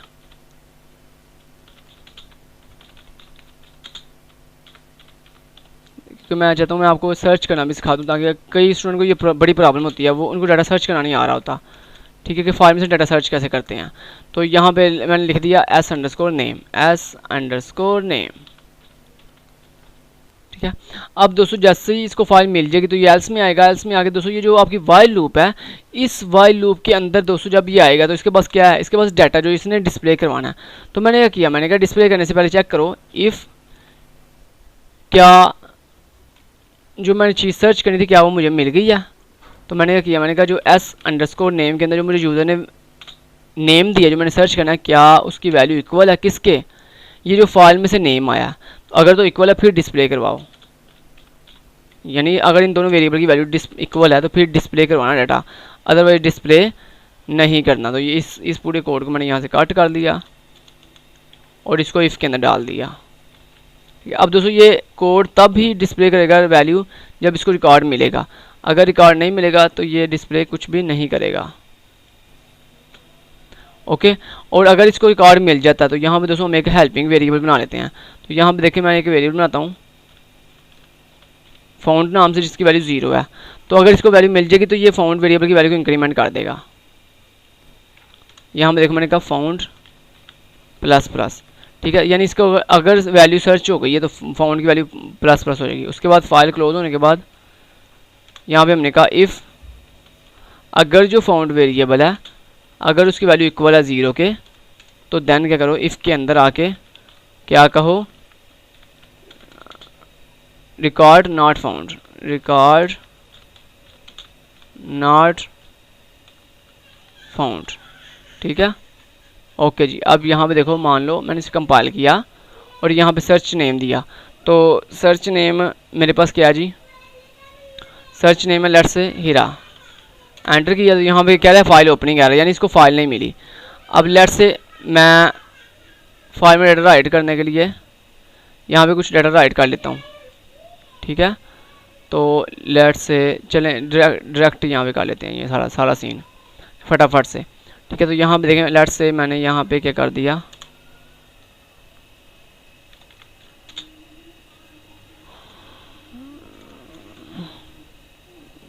चलें छोड़ें यार, ये सर्च का ये कोड था, एल्गोरिदम था। आप खुद ही इसमें डाटा राइट करके वो राइट वाला कोड लिख के राइट करके तो ये सर्च कर लीजिएगा। ओके, तो ये दोस्तों एल्गोरिदम था सर्च का।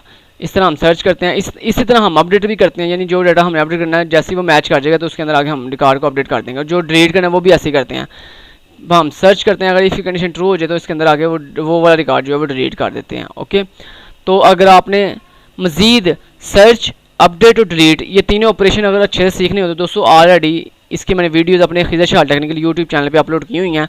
आप जो कमेंट बॉक्स में हमसे जो है लिंक मांग सकते हैं, आप कमेंट बॉक्स में हमें बता दीजिएगा कि आपने सर्च अपडेट और डिलीट के फंक्शन को अच्छे से डिटेल से सीखना है। तो उसके लिए फिर हम आपको जो है कमेंट सेक्शन के अंदर लिंक प्रोवाइड कर देंगे उन वीडियोस का, तो आप जाके उस वीडियो को अच्छे से कवर कर लीजिएगा। तो ये दोस्तों आज हमारे दोनों पार्ट 1 और पार्ट 2 कवर हो चुके हैं। हमारी पूरी कंप्लीट C++ का फुल कोर्स जो है वो फॉर बिगनर्स एंड एडवांस लोगों के लिए जो है कवर हो चुका है। अगर वीडियो अच्छी लगी है तो प्लीज़ वीडियो को लाइक जरूर कर दीजिएगा, चैनल को सब्सक्राइब करके ऑल नोटिफिकेशन ऑन कर दीजिएगा। Thank you so much, till then guys, take care, अल्लाह हाफिज़।